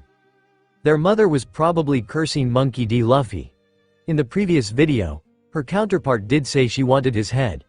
But now, she was silent, and sometimes what's scariest isn't the scream, but the silence. "Mama, are you okay?" asked Pudding, the bravest of them all. Mama, Big Mom began to laugh. "Of course I'm fine, Pudding. After all, none of these rookies would dare challenge me." And even though she said that, everyone knew it did infuriate her to see her counterpart being challenged. After all, no one liked to see their throne threatened, much less by much younger pirates. And although in this world no one had touched her, in another, the threat of these rookies was so great that she even allied herself with Kaido. Suddenly, Luffy was surrounded by his Supreme King Haki, filling the screen with red. Emu felt a chill. He couldn't feel that Haki, he could only see it. But just seeing it was enough to remind him of that man, even though it didn't seem as strong as his. The more he saw, the more he believed Luffy was too similar to his old enemy. He was grateful that at least there was no Luffy in his world. And there never would be, even if he had to kill any being with the D in their name. Dragon wasn't surprised that Luffy, his son in that world, had such Haki, but he was surprised that it was so powerful. Even if Luffy wasn't what he was, that Haki alone would put him at the center of the storm. It was too powerful to be normal. "We're getting closer to Egghead," he heard Sabo say, snapping him out of his thoughts. Dragon said nothing more, his gaze fixed on the 𝗕𝗕𝗁𝗁𝗁𝗕𝗓. "He has tremendous Haki," Katakuri muttered to himself, watching as his own mother watched Luffy's Haki with interest. Not only was the Supreme King Haki a rare Haki, with very few people capable of using it, but the one Luffy was displaying was incredibly powerful. Mama. Monkey D. Luffy isn't that simple," Big Mom observed, now more curious than angry about the pirate who dared to challenge her in that world. Ace stared at the screen in shock, unable to believe that such a young person could possess such powerful Supreme King Haki. Ace had Supreme King Haki, and it was quite strong. But Luffy looked younger than him, and his Haki seemed worthy of a Yonkou. Clearly, Luffy's Haki was far more powerful than his own. "I'm not surprised someone so similar to Roger would possess Supreme King Haki, much less one this strong," whispered Whitebeard, remembering the times Roger used his magnificent Supreme King Haki. It was during those moments that he could understand why Roger was the Pirate King. "Of course he has Supreme King Haki," Sengoku complained, looking at his old friend who also had Supreme King's Haki. After all, he's this idiot's grandson. "Wah, what's that?" asked a civilian from Dawn Island. "Such power," said a pirate, amazed to see a power he'd never seen before. "Can anyone have it?" asked another pirate, curious and ambitious. "This world hides many secrets," muttered a civilian woman from Water 7. Suddenly, 𝗕𝗂𝗁𝗿𝗆 is seen standing in front of a large blue poneglyph filled with weeds. Robin opened her eyes at the sight of herself. Until now, it hasn't occurred to her what her life would be like in that world with Luffy. She hasn't thought about whether she's dead or alive. Clearly, she seems to be alive and doing what she's always wanted to do. Read the poneglyphs and learn more about the Void Century. Could it be? No, she shouldn't be so arrogant, but what if? Did she actually know Luffy, or was she just deluding herself to maintain hope? Saint Ethanbaron v Noosejiro gripped his katana, not at all pleased to see 𝗕𝗂𝗁𝗿, the last survivor of Ohara, on the screen. For him, after the little they'd seen, it was more than obvious that Robin must be connected to Luffy in one way or another. And for a young man too closely similar to Imu-sama's former enemy and with a desire to find One Piece and become Pirate King, his closeness to the woman who could read the poneglyphs and possessed too much knowledge was dangerous. "I knew we should have killed her as soon as we knew she was alive," Saint Topman Warkery commented, watching the scene with a critical eye. "Even if it's not our world, the order will be given. 𝗕𝗂𝗁𝗿 must be eliminated at all costs," Saint Marcus Mars declared. The Gorosei was satisfied with their decision, which they knew Imu-sama would agree with. But they weren't the only ones with plans for the last survivor of Ohara. "This will cause trouble for 𝗕𝗂𝗁𝗿," Dragon said, almost able to see what the government would do after what had happened. "I'm sure Robin will be seen as a threat now more than ever." "Then we'll bring her with us," Ivankov affirmed, agreeing with the leader of the revolutionaries. Aokiji leaned back in his seat, thinking of the girl he let escape so many years ago. He'd known Robin had her own wanted poster since she was a child, but as the years passed and she was still alive, he thought the government would ignore her. However, seeing this, he knew 𝗕𝗂𝗁𝗿 was now more than ever in the government's sights. His Den Den Mushi rang, and he knew Kizaru must be on the other end of the line, plotting plans that would give this world Luffy has to offer. Akainu was grateful that Aokiji had been sentimental enough to correct his terrible mistake and let at least one Ohara survivor escape. However, he knew that after this, 𝗕𝗂𝗁𝗿 would be in danger. Perhaps, he could still correct the terrible act he committed so many years ago. "Isn't that 𝗕𝗂𝗁𝗿, the Ohara survivor?" asked a civilian from Alabasta. "Wasn't her island destroyed for researching weapons?" "I don't believe things are that simple anymore," another civilian at his side replied. "This is unlike any other poneglyph I've seen before," the woman said. Several poneglyphs were shown, including a red one. The Gorosei knew Imu-sama wasn't there with them, but they couldn't help but feel he was watching them. And knowing him, he was most likely watching them. They knew he was furious that 𝗕𝗂𝗁𝗿 was still being shown, and even that the existence of the poneglyphs was being revealed to the masses. They were well aware that if they didn't eliminate her, they would be eliminated. Big Mom looked at the poneglyphs and at 𝗕𝗂𝗁𝗿 herself with interest. She wanted the woman on her crew, and would even marry her off to one of her favorite sons if only she knew where she was. The Ohara survivor has kept a low profile for years and has freed herself from the clutches of the government and several pirates. And with her disappearance, the only person capable of reading and deciphering the poneglyphs was gone. In the past, she believed that Pudding, with her third eye, could achieve such an ability. But years have passed and nothing, so Big Mom gave up. But 𝗕𝗂𝗁𝗿, she was the answer. Scopper Gabon nostalgically remembered the poneglyphs the Roger pirates had seen on their journey across the seas in search of the final island. He remembered the emotions, faces, and words of his crew every time Odin revealed what the poneglyphs said. Each of the poneglyphs hides secrets that would turn the world upside down if ever revealed. But Roger said that wasn't their job, that they arrived too early. But when would the right moment be? Was there even a right moment when Monkey D. Luffy didn't exist? What if Luffy was the one Roger had waited for, but wasn't born into this world? Were they then doomed from the start to a world of slavery, pain, and darkness? Gabon feared the answers to his questions. Kazuki Sukiyaki was a man who was dead to the world. And he knew the government must surely be happy about that if they haven't revealed anything related to the poneglyphs or the Kazuki clan. But Sukiyaki was alive, and he was one of the few people left who could read the poneglyphs created by his clan. But he was dead, a little safer, so he prayed that his partner in reading the poneglyphs, 𝗕𝗂𝗁𝗵, could survive the storm that was sure to descend upon her. "What are those things?" a young waitress from Fuchsia village asked. "The poneglyphs," King Cobra whispered, afraid that if the connection between one of the poneglyphs and Alabasta was revealed, it would endanger the country. Alabasta and her royal family were already hiding too many secrets that could destroy them. It was because of this fear for his daughter and his country that Cobra said nothing, not even to his own daughter, even though one of those secrets was the fact that the Nefertari were part of Clan D. "This is like a letter. A letter of apology." Rayleigh narrowed his eyes slightly at the sight of the familiar poneglyph with that letter of apology from Joy Boy, that incredible man. It seemed that in that other world, in Luffy's home, Robin was getting closer to the truth. He hoped she had people protecting her in that world, because knowing the truth comes at a price. Robin felt her palms sweat. So close. Her counterpart was so close. Would she discover what history was hiding? "How much is the government hiding?" a pirate asked, putting his legs on the table. King Neptune feared that the fact that this poneglyph was in his kingdom would mean trouble for it and its people. He feared that his knowledge of Joy Boy would mean a war that would wipe out what little remained of them. Whitebeard said nothing, but it was abundantly clear to him that an attack on the Ryugu kingdom was an attack on him. And his children were very aware of this.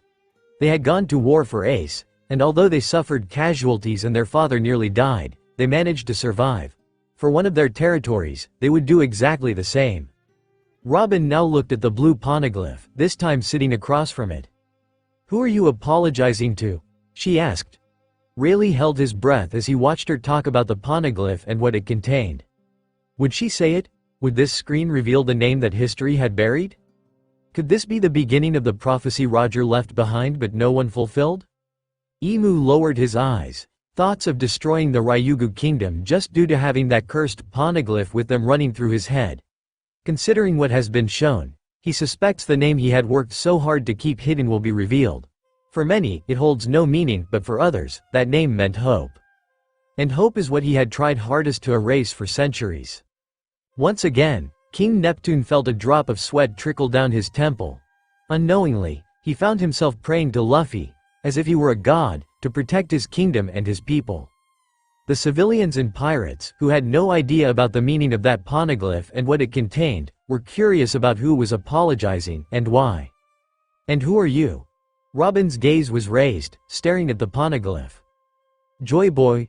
The place felt cold, as if a blizzard had suddenly descended around them.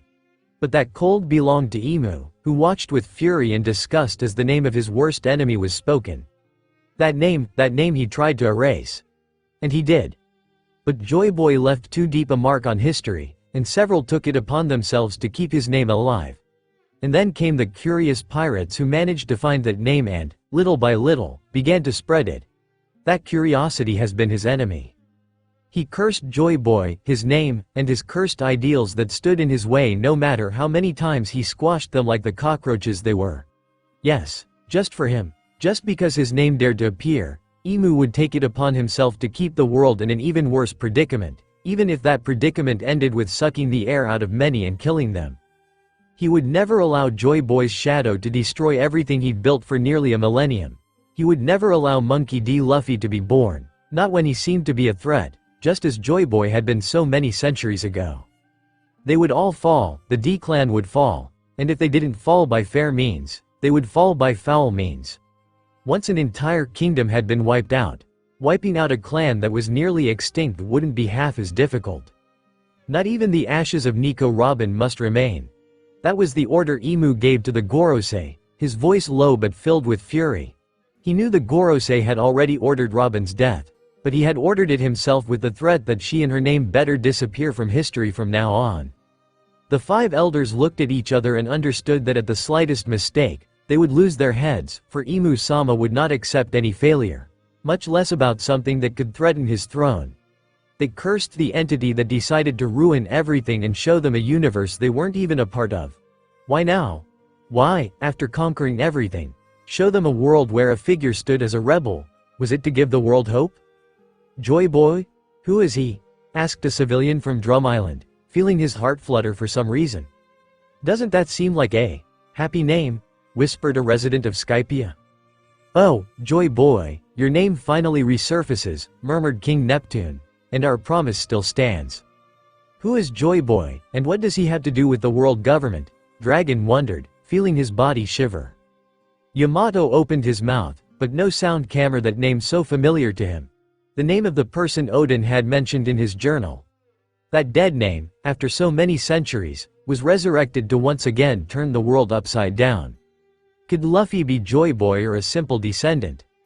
Kaido did crack a smile this time, a real one. Joy Boy. The name of the person he'd been waiting to fight in a legendary battle that would end in his defeat. Only someone could defeat him, and that someone was Joy Boy. And that brat had a connection to Joy Boy. King couldn't believe that the figure he thought was a mere legend actually existed.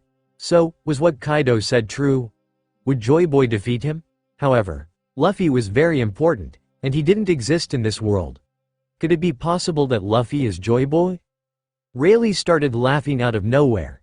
He didn't know if it was because he remembered his arrival in Laugh-Tale, or because the world was hearing for the first time the name of the man who changed everything, the one who shaped the void century the government so desperately wants to hide. Luffy, how blessed is that world that have you in it, Rayleigh said with a bitter smile. A collective shudder ran through the world. Everyone felt within themselves that that name, Joy Boy, had immense meaning. When I was behind bars, I heard a story. The slaves, those with knowledge that could lead to their deaths, straightened their shoulders, their backs straighter, firmer. Yes, they knew what that story was. After all, there was only one story that those chained and imprisoned told day and night to maintain hope. 𝗕𝗂𝗁𝗃, a slave whispered, tapping his forehead against the ground in reverence.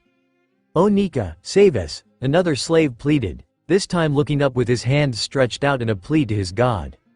Your name will be spread and known today, 𝗕𝗂𝗁𝗃, another slave cried, his tears mingling with his blood.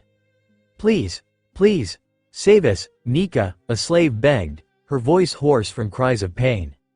The slaves were so mesmerized that they interchangeably said Luffy's and 𝗕𝗂𝗁𝗃's names, unaware that they were thinking of them as if they were one person.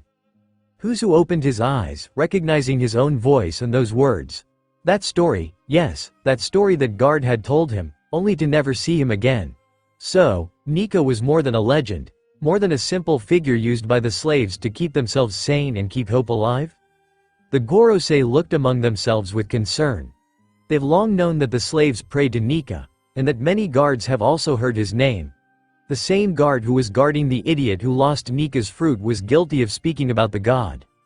A person in that world was imprisoned, and during his stay, he learned about 𝗕𝗂𝗁𝗃. That same person clearly escaped and now speaks about the god. Had they made that same mistake with the same person in this world? If so, where was that rat who escaped? Imu watched with terrifying coldness. First Joy Boy, and now they want to reveal 𝗕𝗂𝗁𝗃. What game was this being who orchestrated all this playing at? People in power, like the Yonkou, the admirals, and even the revolutionaries, paid more attention. They'd never heard of a story told between prisoners and slaves, but if it was being mentioned, it meant it was important. Luffy was walking, his hands chained and his face bandaged, leaving only his eyes exposed. Luffy-sama. What have they done to you, O Lord? Asked a slave of Mary Joieuse, feeling anguish at seeing that light chained like them. But that shouldn't be the case, for Luffy was much more than a mere mortal. He was much greater. It was difficult for the slaves to see their symbol of freedom in chains, like just another slave, like just another prisoner. Imu was pleased to see him in chains. He could almost see Joy Boy in his place. Unfortunately, he knew full well that things weren't that simple. Luffy would break free. He knew it and accepted it. After all, capturing Joy Boy wasn't that simple, and Luffy was more than just a human. He was an enemy from the D clan. Imu ignored the small whisper that told him Luffy was Joy Boy. Shamrock clenched his fist, his knuckles forcibly turning white. He didn't like the sight of Luffy in chains at all. It wasn't something someone like him should be going through. However, he knew it wouldn't be for long, because the fire of freedom still shone in Luffy's eyes. Dragon clenched his jaw when he saw the terrible state his son was in. He would never let his son be treated like that, even if he knew it was part of the path he must take to fulfill his dreams. Momonosuke recognized that outfit very well. Luffy was in Wano.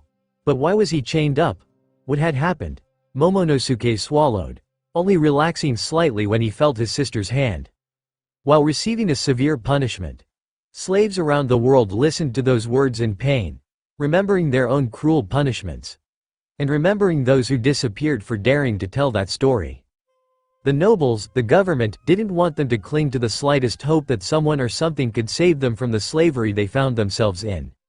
But humans are rebellious by nature, and the more you try to keep them down, the more they will want to rise up.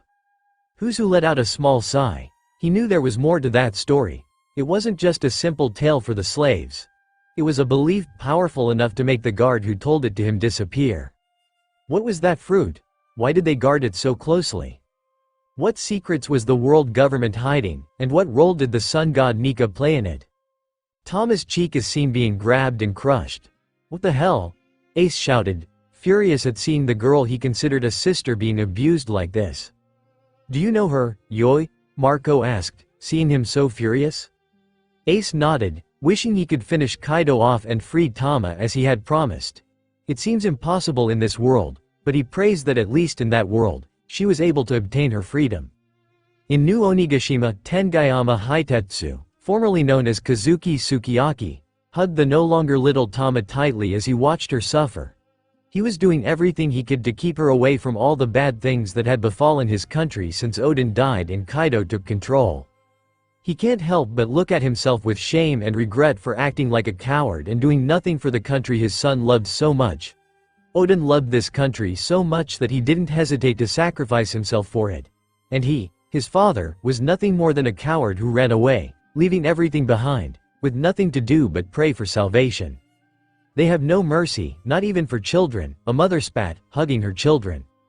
In this world, there is no mercy, her husband replied, hugging them. Big Mom felt fury rise at seeing such a small girl mistreated like this. She cursed Kaido. That idiot was truly a beast. They mockingly told me to pray for salvation. And praying is what many around the world were doing, not just the slaves. Many have spent a long time like this, on their knees, but none of them care about the pain that has become their best friend when in front of them stands a savior who, in a short time, has given them back the hope that things can change. Please, Luffy, save us. Break our chains, Nika. I beg you, save me. Take my blood, my life, or my soul, but set me free. Come to us, please. Aren't we your children too? Aren't we your faithful believers too? Why do you abandon us while that world is illuminated by your light?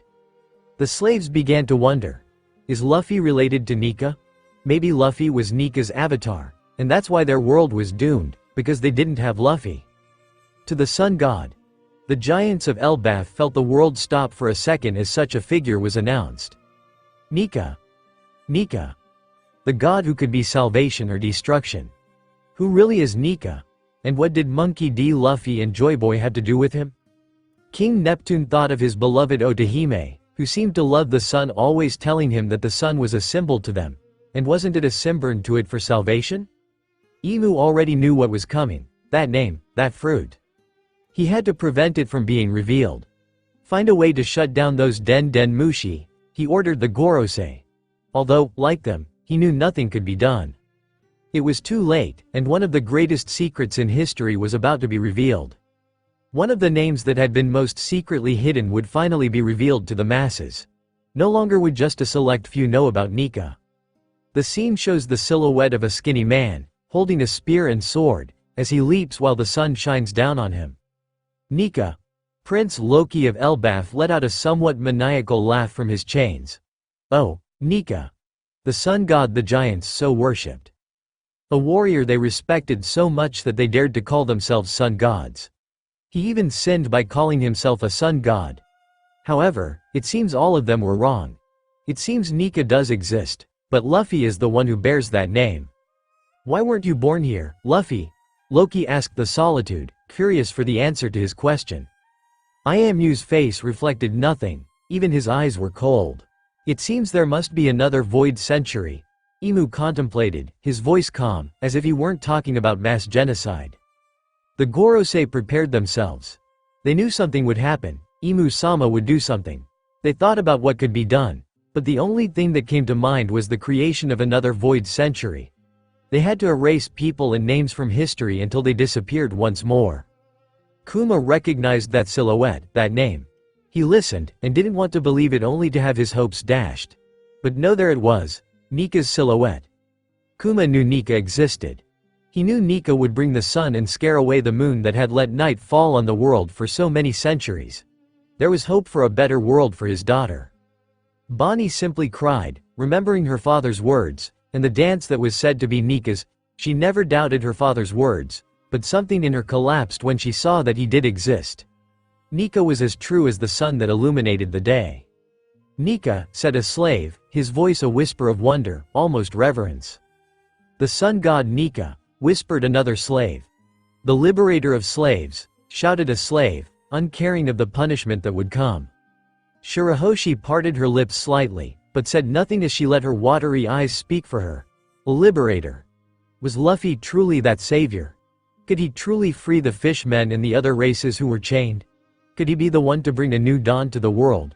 Just as her beloved mother had said, had wished, could Luffy be Nika's avatar? Kaido and Luffy traded blows, lighting up the sky with fire and light.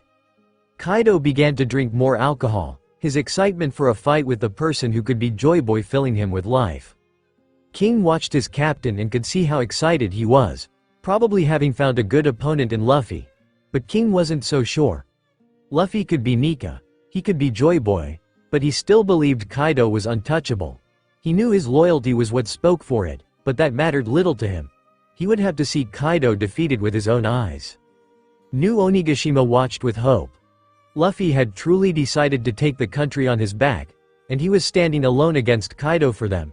They didn't know about Joy Boy or Nika, but surely, Monkey D. Luffy was their god, their liberator.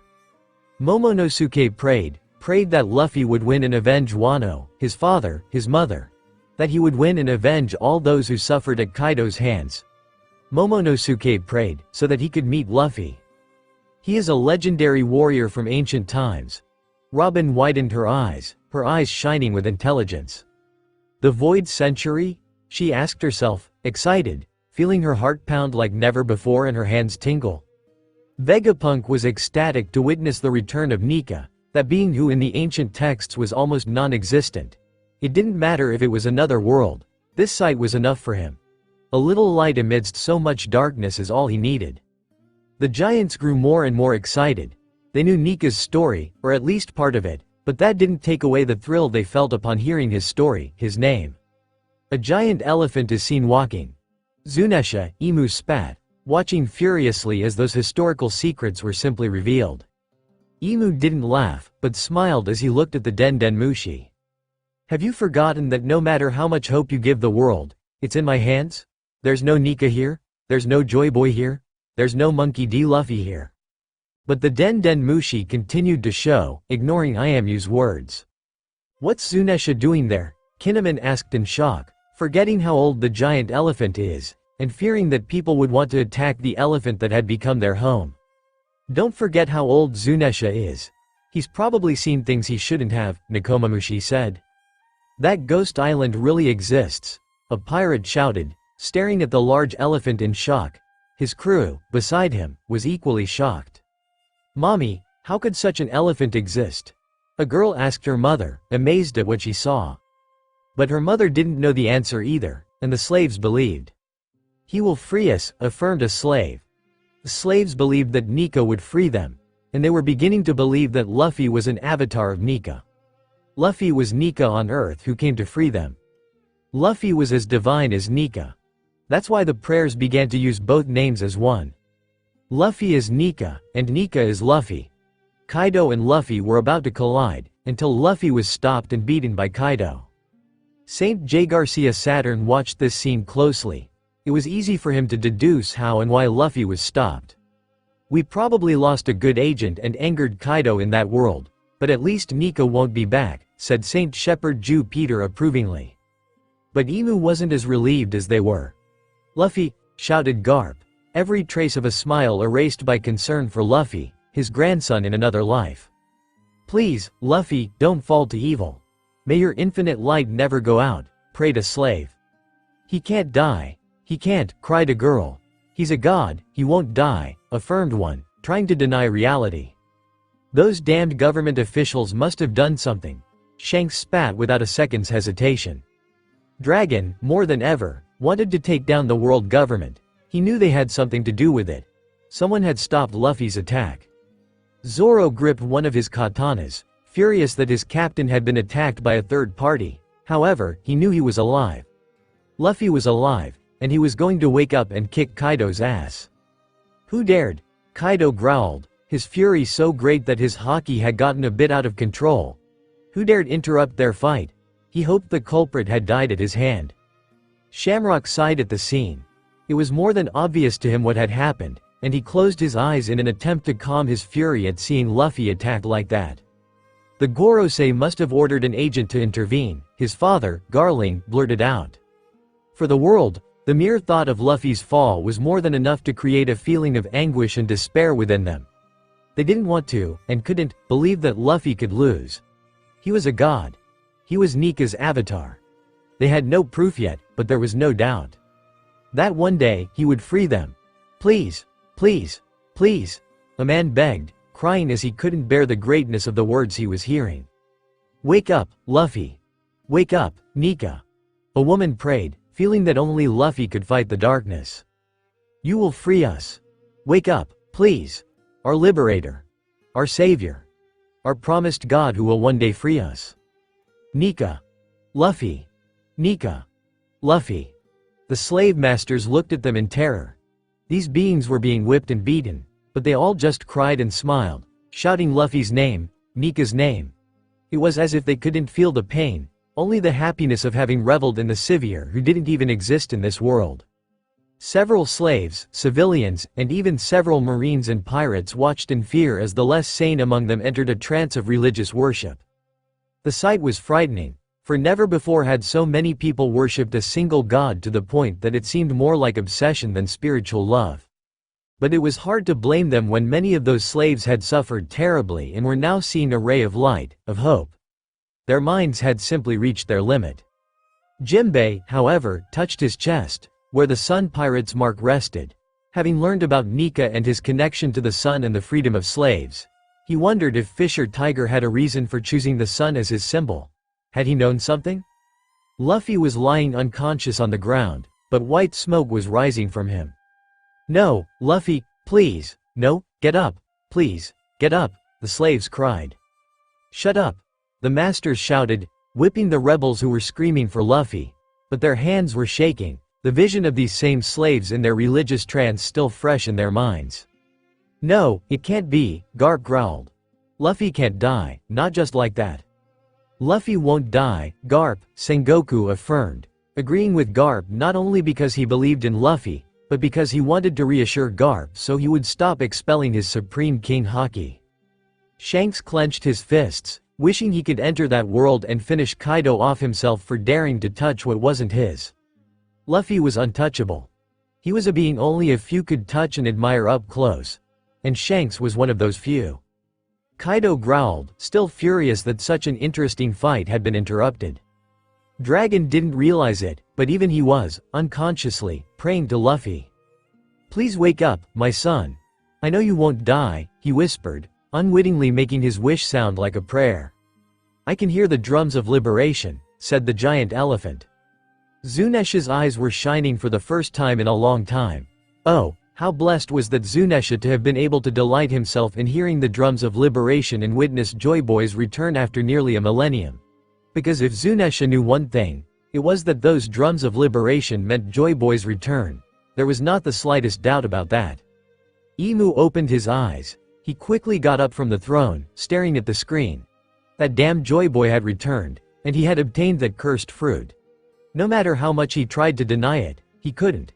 He could no longer ignore the signals connecting Monkey D. Luffy to Joy Boy and then Nika. In that world, Joy Boy had returned, and with him, the power of Nika, the sun god. And in this world, showing that would be a problem. "Those damn drums," Imu said, wanting to cover his ears so he wouldn't have to hear them. Nika wasn't in this world. Neither was Joy Boy, much less Monkey D. Luffy. But that damn ideology could cause trouble. Those damn drums would cause trouble.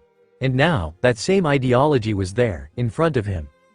Prepare to destroy islands and kill slaves if you even think about rebelling, was the order Emu gave to the Gorosei, an order they passed on to the gods' knights. Garling accepted the order, knowing that now more than ever, things would get worse. Emu will finish off anyone, even if it means the world has to have another void century. The slaves began to move their chains, creating a sound that moved to the beat of the drums. To them, it was the most beautiful sound they had ever heard, one that prompted them to dance and laugh, even when they couldn't and had no reason to. And yet, that was what their bodies wanted. The giants of Elbaf had no restrictions, so they moved to the beat of the drums. Unbeknownst to them, in the distance, Kuma was doing the same, dancing a dance very familiar to him. And many around the world, unknowingly, began to move to the beat of the drum, many laughing or with simple smiles on their faces without knowing exactly why. The music lasted for a minute that felt like hours, and by the time it ended, everyone felt a weight lighter. And then the screen began to move once more. Suddenly, Luffy's hair began to turn white, and his lips formed a wide smile. Emu leaned back in his throne. His gaze never moved from the image of Luffy dressed in white, with the clouds surrounding him like a crown. He cursed Nika. He cursed Joy Boy. He cursed Lily. He cursed the D-Clan. But now, he cursed Monkey D. Luffy for the problem, the symbol, that he had become. He may not exist in this world, but he had become a giant problem. Yes, Luffy truly reminded him of Joy Boy. He's alive. A prisoner from Impel Down shouted euphorically, causing the prisoners and guards around him to scream as well, ignoring everything but the immense excitement and happiness within them. Luffy-sama is alive, a slave cried, her forehead hitting her closed hands. I knew you wouldn't die just like that, Luffy. Dragon smiled with a sigh of relief. There was no reason to doubt him, Ivankov smiled. But what is that transformation? Sabo asked from beside Dragon. The three revolutionaries looked at each other, equally confused. That transformation. The White Warrior, Vegapunk shouted, as excited as he was distressed. Let's work faster. After this, the world government will get worse, and Dragon might not be able to reach Egghead in time. The other Vegapunks nodded, fully understanding what was coming once Den Den Mushi shut down. They had to work as quickly as possible, or the world would never have the chance to have Luffy with them. Garling looked at Luffy's smile and thought that Luffy was indeed a D. Joy Boy has returned, the elephant declared, his eyes lighting up. Emu felt those words were like a sentence. He never thought he'd hear those words, and yet, he was hearing them. And even if those words came from another world and not his own, that didn't take away from the immense meaning they held and how much they impacted him. Joy Boy will be a shadow that will always haunt him. The shadow of a person he had once truly admired, even loved, and for whom he now feels only immense hatred. The Gorosei looked among themselves, fearful of what this revelation could mean, and what it could bring. For them, who had been with Imu-sama for many years, it was easy to see what the one on the throne would do. It wouldn't be a surprise if Imu-sama ordered the death of everyone with a D in their name and the creation of another void century. What they feared was whether it would be possible this time. The entire world knew those names, and one entity had wielded enough power to make them peer into another world. The Gorosei feared that all this was done for a purpose, and that perhaps, this time it was their turn to lose. This time, Joy Boy would win, as should have happened so many centuries ago if the might of 20 kingdoms hadn't united against a single man. Kaido smiled, happy to finally find the worthy opponent he had sought. Finally, Joy Boy was here. How fortunate his counterpart was, blessed with the privilege of facing such a legendary figure. King simply stared in shock, his mind still unable to grasp the weight of what he had seen. Joy Boy was real. Zunesha let out a long trumpet blast, his happiness so great that if he could, he would have jumped to the point of creating tidal waves or tsunamis. And those close to him could hear it, feeling a chill run down their spines. Rayleigh was in shock, his eyes wide open before he burst into laughter, ignoring the tears running down his eyes. Joy Boy. The one Roger had waited for, the man Roger had prophesied. He was real. And he was seeing him before him. How he wished he could be there and witness such a vision. Yamato shed tears of emotion. Luffy was Joy Boy. Luffy was the person Odin had waited for. The person he wanted to open Wano for to welcome when he arrived. Yamato wanted to. He wanted to meet Luffy. He wanted to touch him. He wanted to know him. He wanted to be there. The world didn't know who Joy Boy was, at least, not the VA. They held their breath because they felt something magnificent was happening. Luffy stood, with the Supreme King Haki swirling around him, so strong it cracked the earth around him, creating smoke. He's strong, Shanks smiled, his smile hiding his thoughts. Whitebeard thought that Luffy was indeed very similar to Roger. Or was Roger similar to Luffy? How interesting. He was grateful to be part of this story, even if it meant just seeing another world, the real world Luffy was saving. Luffy's senpai is so powerful, Bartolomeo shouted excitedly, his eyes shining with admiration. He's powerful, Zoro observed with a smile, worthy of being my captain. Wow, a pirate said, his eyes marveling at Luffy's power. He wondered how much fun that world must be with Luffy in it. The brat is powerful. Teach's observation, unlike before, was made more seriously. With that haki and everything else displayed, it was abundantly clear to him that Luffy wasn't a simple pirate. He was a powerful enemy, and one he was grateful not to have to face in this world. Big Mom thought Luffy looked too much like Roger. If it weren't for his name being revealed, she would have thought he was Roger's son. Even their haki was similar. Kizaru watched with interest. Haki like that was rarely seen, much less in someone so young. But for someone so young to have such powerful haki was almost like finding a needle in a haystack. He didn't know how he reached that level, but he knew he must be a strong opponent. Kizaru thought that if he continued like this, Luffy could indeed be the next Pirate King. "This is my peak," Luffy shouted happily, almost laughing. The slaves' hands trembled as they watched him laugh. Luffy was better than they had imagined. His laugh was the softest but most chaotic laugh they had ever heard. Everything about Luffy screamed freedom. Out of nowhere, they too began to laugh, of pain, of happiness, of hope, of despair. That's what their tears tasted like. They ignored the lashes that were their daily bread and began to laugh their heads off. Emu wanted to look away from the screen, not wanting to see his enemy as he had always seen him, smiling. But he couldn't. His entire body told him to stay there, his crimson eyes fixed on Joy Boy's return. Seeing him was both a blessing and a curse. He cursed Joy Boy, because none of this would have happened if he had said yes and joined him. Unfortunately, there were no such things as ifs. Usopp looked on in admiration at how powerful Luffy was. He had once wished to be a brave and strong warrior of the sea. He wanted to sail the seas like his father and perhaps have a crew as great as his. But he found himself stuck in this village, which it seemed he'd never leave. But Luffy, he wanted to be like Luffy. He wanted to be free. He wanted to sail the seas. He wanted to spread his name like him and have his own reputation. He wondered if he knew Luffy in that world. He wondered if Luffy had influenced him to go out to the sea. Whitebeard smiled with interest as he watched Luffy claim to be at his peak. How powerful was he now? He wanted to fight him. Kaido was jealous of his counterpart, but he hoped the fight between his counterpart and Luffy would be grand, worthy of the King of Beasts and Joy Boy. "I want to fight you too, Luffy," shouted a pirate, drunk enough that the people around him laughed at him and his crazy dream of facing the avatar of a god. "My grandson is so cool," Garp cried proudly, earning an exasperated look from Sengoku, who was already used to his old friend's personality. "You really are amazing, Luffy," Dragon smiled smugly at having such a magnificent son.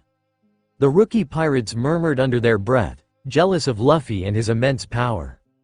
Luffy is shown in white, from his clothes to his hair, white clouds surrounding his neck and hands, while his arms are raised in front of the large moon.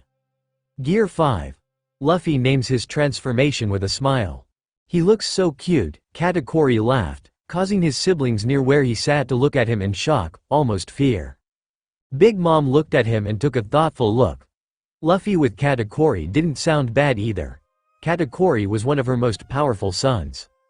"What a hopeful vision," Bonnie cried, remembering her father's stories. "What must we do for you to bring us our hope, Luffy?" "He looks like a god," Shamrock whispered to himself, in shock. Once, to him, the celestial dragons were the gods of the world, those above all filthy mortals. But before him was the vision of a true god. And it's something Shamrock will never forget, because he realized that everyone has been worshipping the wrong gods, false gods, simple demons who disguised themselves with divinity. Luffy was the true god, and the only one who should be worshipped. And like all gods, only those powerful and worthy could stand by his side. Shamrock knew he was more than worthy. "We must get to Egghead as soon as possible," Shanks growled, the vision of Luffy too powerful for the world government not to do something. And indeed, the world looked at that image. That simple image of Luffy gazing at the great full moon seemed worthy of being on a large canvas. It was a beautiful vision, a vision that showcased Luffy's divinity. "Thank you for blessing us with this vision, 𝗕𝗂𝗁𝗵," a woman thanked him, bumping her forehead against the ground in an immense display of reverence and respect. "He really does look like a god," Nami whispered, her eyes glued to the 𝗘𝗳𝗳𝗆𝗿𝗁 broadcast. The Gorosei watched worriedly. 𝗕𝗂𝗁 had returned, and once again reunited with Joy Boy. Emu swallowed, trying to ignore the feelings and thoughts he thought he had killed centuries ago, and he must kill them. Joy Boy was his enemy and nothing more, and if he hadn't killed him, Joy Boy would have killed him. It was a sight no one would ever forget. Luffy's new form lit up his eyes red, looking almost demonic.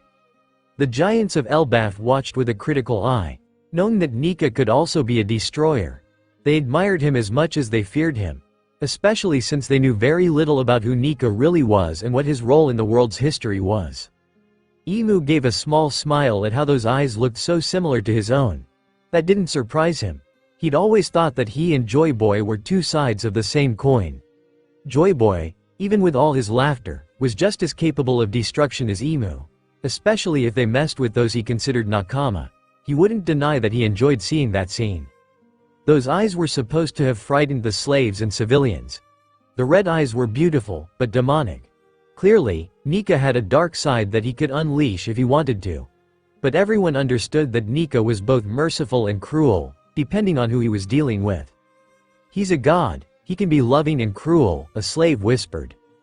Teach gulped, for a moment feeling afraid. Luffy had acted as if he were all smiles, but he was clearly also a pirate, and could be cruel if he wanted to. Rayleigh nodded. Roger was also all smiles, but he was a demon if someone messed with his people. Many seemed to want to forget that. 5 elders are shown. "The world government," said Dragon, ready to memorize anything those powerful men revealed. "So now it's their turn to shine," Doflamingo laughed mockingly. The 5 elders looked at each other, hoping that for the sake of their heads, nothing important would be revealed. They knew too many secrets, and if any of them were revealed to the world it could be catastrophic. Besides, it could end with them losing their heads and being replaced. Akainu sighed, blowing smoke around him. He knew what was coming would give him quite a bit of work on the orders of the 5 elders. The fleet admiral knew that if it was those 5, things wouldn't be so simple. Garling crossed his legs, interested in what the 5 elders would say and how it could help him with the plans that were forming in the shadows. He hoped this wouldn't get in the way of his twin sons. For 800 years. An old man CF many perked up. 800 years. The Void Century. That was the clearest answer.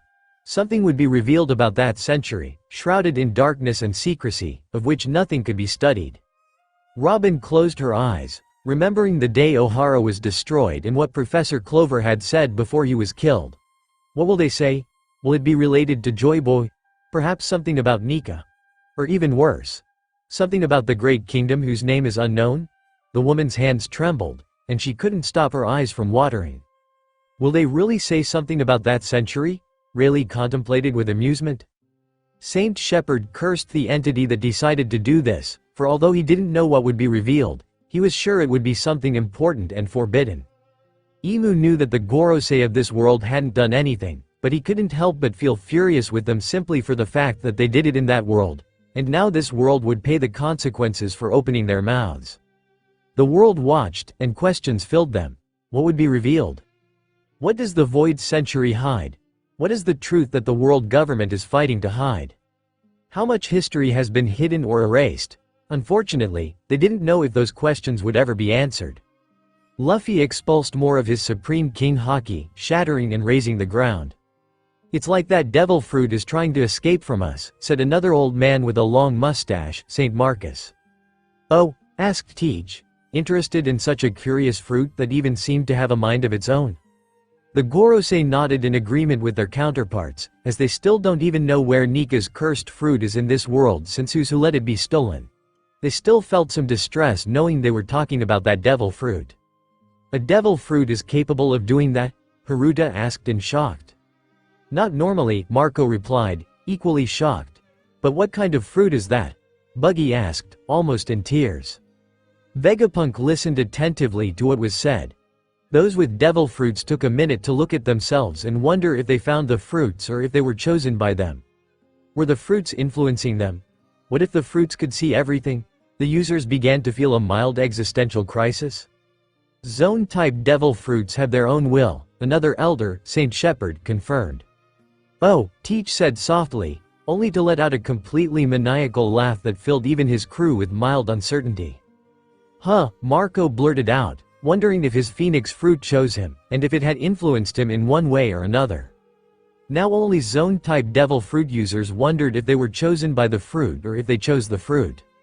The Gorosei almost breathed a sigh of relief. It wouldn't be such a bad thing if the masses found out that zone-type devil fruits had a will of their own. Momonosuke remembered how he obtained his devil fruit and thought that perhaps he was chosen by it to face another dragon. The fruit chose him to give him the same power so he could face his worst enemy, Kaido. A round, purple devil fruit is shown. Another name for the Gomu Gomu fruit is. The red-haired pirates fell silent before bursting into laughter. We have that fruit, Ben mocked, remembering the theft. Bad luck for the government, Yasop laughed. We must protect it. They'll come for it, Shanks declared, smirking at the knowledge that he had screwed the government by taking it.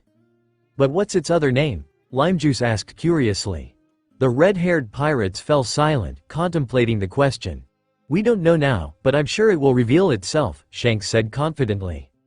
Even now it's slipping through our fingers, 𝗕𝗂𝗃𝗁 complained, remembering how the fruit had been slipping through the net for years, and when they finally got it, it was stolen. That fruit had to know what was going on, no matter what, to escape the government's clutches time and time again over the years. Who opened his eyes at the sight of the purple fruit he knew so well. He could never forget the appearance of that fruit when it was because of that fruit and the theft that he ended up in prison. I recognize that fruit, he said, causing the other members of 𝗕𝗂𝗃𝗁 to look at him. Akagami Shanks has it. He stole it from the world government. It's because of that damn pirate that I ended up in prison. At Who's shouts, the other members of 𝗕𝗂𝗃𝗁 looked at each other. Kaido-sama must know this, Black Maria said. To the world, who hadn't seen Luffy use his devil fruit as they imagined, the image of the fruit and its name held no real meaning. But for Vegapunk, who knew there was no such fruit with that name in the encyclopedia, it was an eye-opener. Luffy's Supreme King Haki soared into the sky in a pillar of red light. Zone, 𝗕𝗂𝗃𝗁𝗃 no mi. The name will be known, St. J. Garcia said, almost resigned. There was nothing they could do to prevent the truth about that fruit and Nika from coming to light. Say it. Say its name, Shanks whispered. Tony Chopper jumped slightly upon hearing the fruit's name. 𝗕𝗂𝗃𝗁𝗃 no mi? Like his own fruit? Imu accepted the fact that the name would be revealed. All he had to think about was how he would counterattack the resulting commotion. Why am I trembling? Rayleigh asked. Why is my heart beating? Kuma asked. What is that fruit, that it can awaken these feelings in me? Teach asked, seeing his hands tremble slightly. The world knew. This fruit was different, but they didn't know just how different. Luffy starts running. Mythical type, model. Run. Run. Run, Luffy, a young civilian repeats. That's Luffy's fruit, someone shouts from the crowd. Who are you, Luffy? A woman asks. What are you, Luffy? A man asks. What fruit did we steal? What fruit did we steal? Shanks thought excitedly. Luffy jumps, creating the same silhouette seen not long ago, with the moon behind him. Nika. Luffy isn't Nika's avatar. He is Nika. A slave shouts, as if revealing a great secret to the world. Kuma begins to dance and laugh, ignoring everything around him as he bathes in the beautiful reality of witnessing a god, his god. Nika. Our savior, Nika. Zunesha let out a trumpet blast, unable to contain his own happiness at seeing such an old comrade awaken. Ha! That was a tremendous fruit we stole, Hongo blurted. The red-haired pirates nodded. "We stole the fruit of a god," 𝗕𝗵𝗁 said, as if he still couldn't grasp that. He wondered if that was considered blasphemy. Jinbei opened his eyes, unable to believe that before him was the sun itself. It was so close, yet so far away, but it existed. "You will come and it will rain down the blood of sinners, of all who dared to sully your name. You will come like a rain of fire, and burn those who chained your people. They will die, all masters will die," a slave shouted, bursting into laughter. "Nika will have revenge. He will avenge us, it will rain blood, all the celestial dragons will pay. Nika! Nika! Nika!" The slaves were losing their minds, shouting words of revenge and blood. Shouting promises that Nika would avenge them. The world understood that the fruit gave its user the power of Nika. But that fruit has been slipping through everyone's fingers until it fell into the hands of its chosen one. That meant Nika, the fruit, the god, chose Luffy to become Nika. Luffy is Nika. "So his power comes from the fruit?" a curious pirate asked. "If we have that fruit, couldn't we be a god?" another ambitious man commented. "The fruit only confirmed what is already known," Law said. "Luffy is a god." Ignoring the world burning around him, Emu paid attention only to the image in front of him. He thought he would never see that image again. But there it was, before him after so many centuries. On the other hand, the Gorosei looked worriedly at the call they had just taken. The news were disturbing, saying that the slaves were screaming and rebelling Inri, not even when Fisher Tiger dared to invade the Holy Land. Luffy begins to jump up and down with amusement, still dressed in white. "What a fun power," Nami laughed softly. "That power suits him very well," Rayleigh laughed. "It has always been such a ridiculous power," Emu admitted, lost in his memories of old. Yes, Luffy really was too similar to Joy Boy. Dragon looked at his son's smiling figure with curiosity. He found it so interesting, and even somewhat amusing, that Luffy was so different from him. He was much more smiley, and even more rebellious. He seemed to have taken the best of both his father and himself. From Garp, he got his smiley personality, and from Dragon, he got his rebelliousness and desire for freedom. He wondered who the mother of his beautiful boy was. "It looks fun," exclaimed a child, laughing as he tried to imitate Luffy, only being able to jump from side to side since he didn't have Luffy's devil fruit power. Kaido raised an eyebrow, drunk. Weren't they fighting? Why was Luffy playing around and not fighting? And why didn't they show more about their fight? The warrior of liberation. With the moon behind him, and jumping, Luffy is seen laughing. The sun god, Nika, freedom, Nika will free us. Nika is the warrior of liberation. The world was turned upside down, with the slaves showing a rebellion never seen before. Even chained, they fought against their masters. Many ignored the pain and broke their wrists and ankles to get out of their chains, only to move like worms, unable to walk or crawl. The civilians, those free from chains, beat drums and bells, as if announcing an arrival. The world, for the first time in years, was causing an immense stir, everyone excited to know there was a savior, that there was someone who could save them and overthrow the tyrannical government. They didn't know how they could get to Luffy. They didn't know what they should do or who they should sell their souls to, but there was no way they wouldn't get Luffy after what they'd seen. Emu was receiving the news of the slaves and their rebellion. The king of the world wasn't happy at all. His Gorosei should have been grateful this was another world, or he would have killed them for daring to say such words that were currently turning the world upside down, throwing all his plans into the fire. But Emu was cruel, and if he had to squeeze and squeeze until he killed, he would do it. He didn't work so hard for one video from another world that wasn't even his own to ruin everything he'd created. If he had to kill hundreds, he would do it. If he had to make entire islands disappear, he would do it. He did it once, he'd do it again if necessary.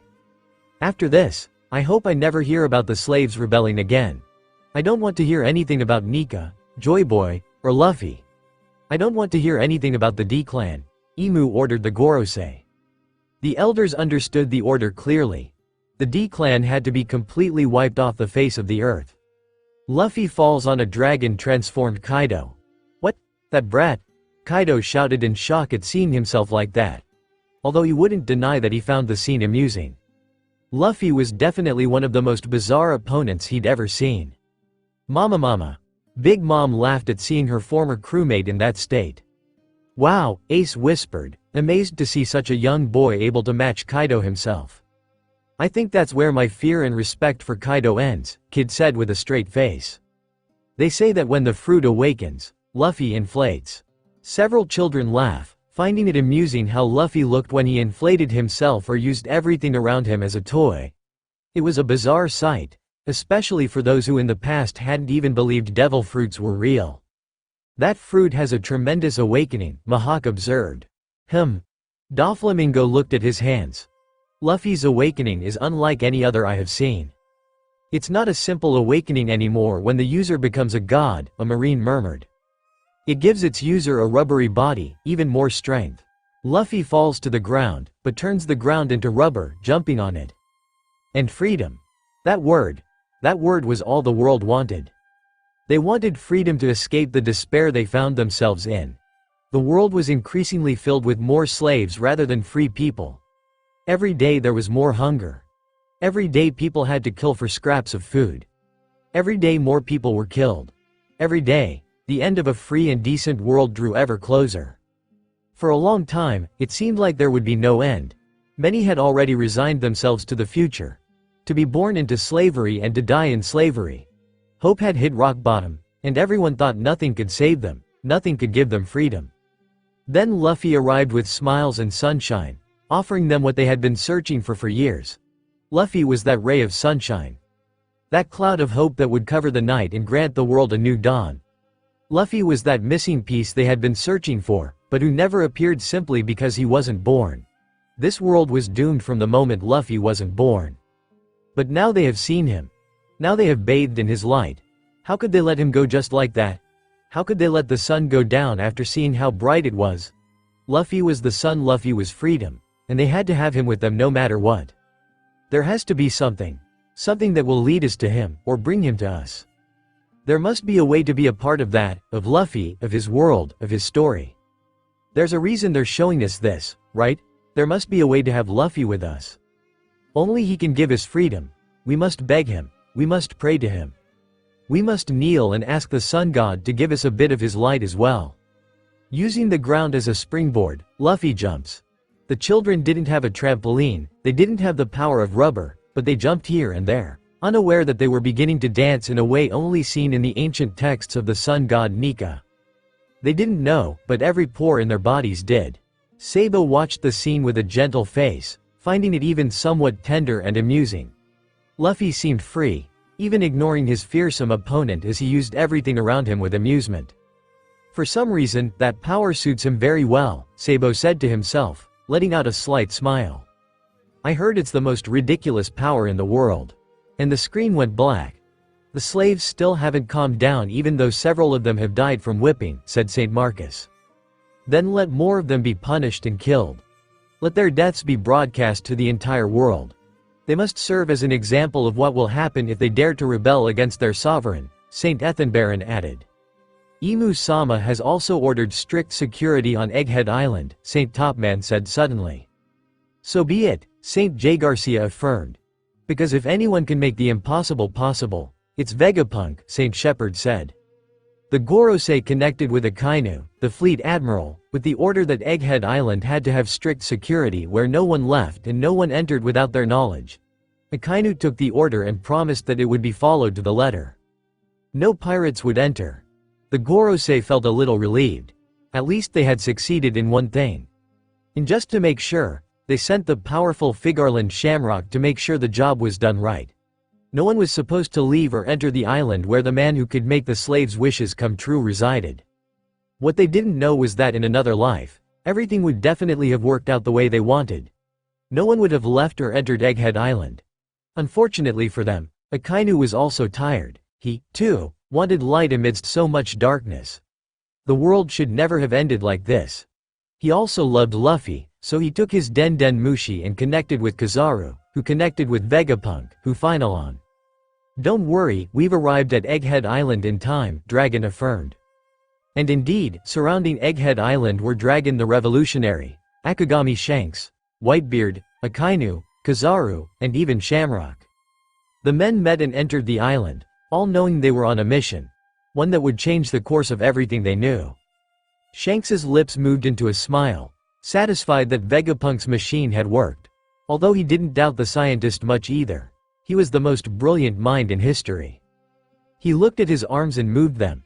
Yes, he had lost an arm to Luffy, and he would do it again if necessary, but with the dimensions colliding, and both Shankses flickering between the original Shanks and the imposter Shanks, his arm returned, just as he was attacked by the memories of the original Shanks, who had in fact known Luffy and felt a fatherly love for him. What a shame, since Shanks wanted to be anything but a father or a friend to Luffy. Your minds will be sent to that world, and in this one, your bodies will simply disappear, for they will merge into one person. Shamrock sat, staring at Luffy's simple bounty poster of 300 million berries. Apparently, they had arrived where Luffy hadn't yet awakened as Nika, but was making waves by interrupting Enies' lobby to save Nico Robin. However, keep in mind that you'll have to eliminate your counterparts, or fuse with them while maintaining your original personality. Or you'll simply be swallowed by your counterpart and disappear. Whitebeard looked at his sons. It was too late to save Thatch from Teach's betrayal. But he could prevent Ace's execution and the war that would affect his health. He still wanted to see Luffy awaken. You are the Cataclysm. If you manage to take control of your counterparts' bodies, then the more time you spend in that world, the more our dimensions will merge until they become one. And then, Luffy will be ours. Dragon saw the news about his son and knew they had arrived early. 𝗕𝗂𝘂𝘁𝗁 truly was a genius, and his last words had given them an understanding of what they should do and how the dimensional journey they had just made would work.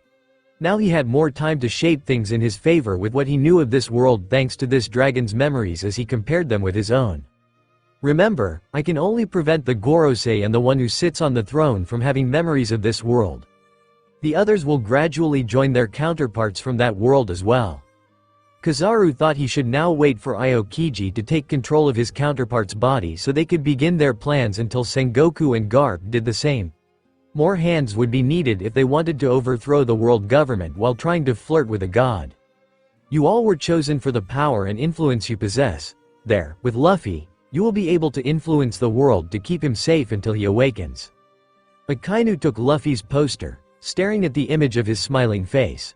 He looked younger than in the second video, but no less bright and smiling. They had done it. They had ended up in Luffy's world, near him. And they were just the beginning, as the entire world would slowly change with the arrival of imposters from another world who would come to take control of their counterparts' bodies to be near Luffy. Luffy didn't know it, but soon, from his crew to the Marines, everyone would be praying to him, seeing him as a liberating god. The whole world loves Luffy. The whole world adores Luffy. And soon they will show him that. They say the flapping of a butterfly's wings can cause a disaster on the other side of the world. They say even our smallest decisions are capable of causing immense change in the future. Perhaps staying home on that sunny day will save you from the terrible future accident that would kill several. Our decisions have an effect, no matter how small. Monkey D. Luffy was that butterfly. He was that small decision, that existence, whose every step was capable of shaping the world and the people around him, causing great changes. His mere birth stirred the winds and caused the sea kings to chant.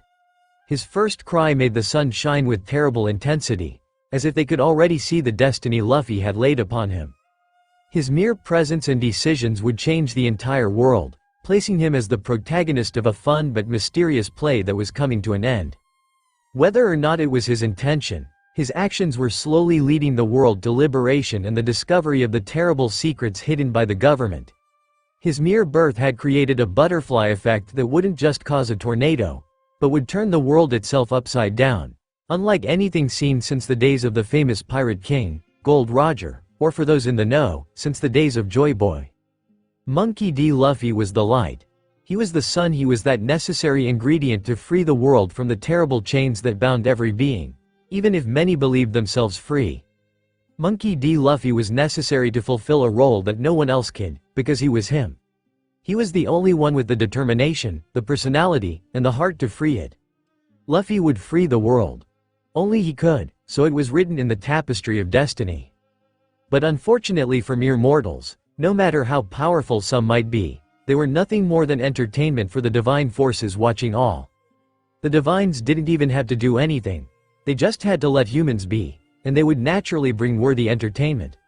Although sometimes they would move a tiny thing just to see that butterfly effect, just to kill that boredom. And it was that tiny movement that condemned a world to never see that light. A world doomed to remain stuck in a loop of fear and cruelty, where the masters would not release the chains. It was a world filled with anguish and violence, where tears were the order of the day. A world where the darkness was so enveloping that even those who were fighting alongside that darkness were slowly beginning to see the terror in it. That was no life, that was no future. And it was all because there was no Luffy in that world. In that world, without Monkey D. Luffy to serve as light and guide, there was only slavery, war, hunger, and sorrow. The people needed for the great journey to the end didn't have their light, and therefore, they didn't have their anchor. They didn't have Luffy. And the world paid for it. There was no Luffy, so no one set sail to Shell's town and attacked the corrupt marines to free a man, taking him as his first crew member. Instead, Roronoa Zoro was secretly freed that day by a civilian, but years have passed, and he still hasn't left the East Blue, still weak and unable to even stand up to Mihawk, stagnant. His frustration and weakness have driven him to become a cruel and cold man, easily capable of shedding enemy blood. There was no Luffy who later traveled to Kokoyashi village to free his future navigator from Arlong. Instead, Nami was left there, in an endless cycle of pain and frustration.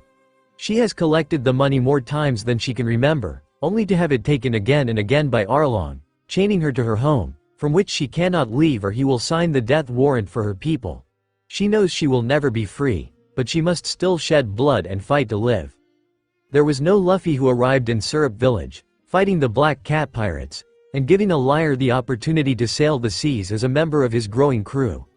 Instead, Usopp lives his day-to-day life defending his home, having to leave behind the dreams of a proud child of his pirate father to make way for a defender willing to kill if he had to defend his home in an unforgiving world. There was no Luffy who set foot on Baratie, taking a great chef with him to sea. Instead, Krieg was soundly defeated by Dracula Mihawk, but a few years later, Vinsmoke Sanji was taken as a political husband to marry Charlotte Pudding, or Zeph and his home would be destroyed. He now lives on Whole Cake Island under the watchful eye of Big Mom and her crew. He lives desperately, wanting to get out and be free from a past that still chains him. There was no Luffy who climbed the great mountains of Drum Island, taking a small reindeer with him. Tony Chopper, on the other hand, lives in hiding, trying to hide from the looks of disgust and fear, even though all he wants is to be able to cure every disease in the world and be a doctor. There was no savior, so Alabasta was now controlled by King Crocodile, with its royal family imprisoned and its new monarch without the plans to the coveted ancient weapon Pluton. There was no Luffy who accepted Frankie, so Frankie lives in secret protecting Water 7, acting as a simple carpenter to avoid being used or killed by the government agents who were after the Pluton plans, which he destroyed. There was no Luffy who arrived in Alabasta, so there was no Luffy who interrupted in Enies lobby and ordered the world government flag to be burned, defying them. Instead, Nico Robin continues to work under King Crocodile's command at Baroque Works, trying to remain unnoticed by the world government or risk being killed and, in doing so, end O'Hara's will. There wasn't one Luffy who defeated Enel, but someone else did, and while Skypio was saved, there was no bell rang. There was no Luffy who, guided by the seas, was able to reach the Florian Triangle, so Brook is still wandering in the darkness, wondering when he can finally die and leave his skeletal body behind to reunite with his former crew and end his torment. There was no Luffy who once again dared to defy the government by striking a celestial dragon, so the mermaid he broke the rules to defend was taken as a slave. There was no Luffy who further marked his name in history by breaking into Impel Down to save his brother, freeing hundreds of prisoners. The prisoners simply stayed there until the revolutionaries broke in to save Emporio Ivankov, although they were only able to free a few prisoners. There was no Luffy who fell from the skies into Marineford, once again defying the government. Instead, Shanks arrived much earlier and stopped the war, saving the Whitebeard pirates. There was no death at Marineford, so there was no danger on Fisherman Island with Whitebeard's flag there. Therefore, Jinbei travels with Whitebeard, even though he knows that nothing more can be done for his people and that they will never escape this vicious fate of slavery. There was no Luffy driven by an alliance and the love of his brother to set foot on Dressrosa, so the kingdom remains under the cruel control of Don Quixote da Flamingo. The kingdom is extremely wealthy, but it's thanks to the slavery suffered by the dwarves. Everyone lives with rose-colored glasses, unaware of the cruel king who rules them. There was no Luffy who met an innocent boy with dreams of liberating his country, so Kazuki Momonosuke is barely 14 years old, but he has lost hope and has become a child with a deep darkness within himself. More than 20 years have passed, and the person his father prophesied has never arrived.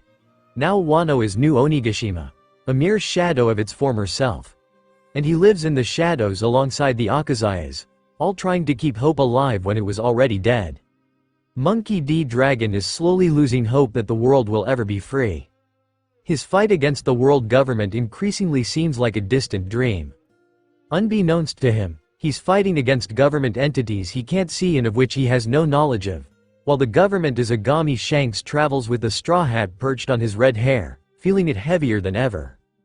He has tried to follow in his former captain's footsteps and claim the throne, but it's as if the waters themselves are preventing him from reaching the throne. However, someone must take the throne and change the terrible world they found themselves in before it is completely destroyed. Whitebeard grows older and older, and increasingly he tries to cling to Roger's words. However, he is unable to see among all the pirates the one who will fight against the world. All he sees is darkness, gloom, and a world already completely lost. Monkey D. Garp has seen so much evil that he long ago lost faith in the Marines and their justice when he sees so much corruption. He wonders why Dragon hasn't revolutionized the world, turning it upside down and perhaps creating a change within it. He wonders what's missing for a ray of light to filter through so much darkness. Even Fleet Admiral Akainu, known for his blind and cruel justice, now commanded his subordinates with regret and a desire to change things. What was happening, what he was seeing, was not the justice he wanted. This was not the future he had longed for when he preached the need to wipe out criminals. Now, in his eyes, there is no worse criminal than the very nobles he protects. And while the people suffered, Emu, like the cruel and indifferent leader of the world that he was, simply watched from his throne, happy to know that there was no other Joyboy dressed as Nika who could ruin his plans. The celestial dragons grew more cruel, their number of slaves grew more numerous, and Emu held the world in the palm of his hand, unchallenged. There was no noble, marine, civilian, revolutionary, or pirate who could now change the fate of the world. The world had fallen into total chaos and a terrible corruption that began with the world's secret monarch, Emu. This lost world was already ruined.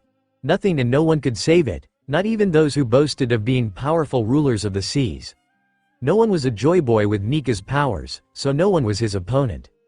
There was no hope anymore, it was dead. And that was what Emu wanted, for hope to die forever. And so it should have been. However, those who watched from above grew bored.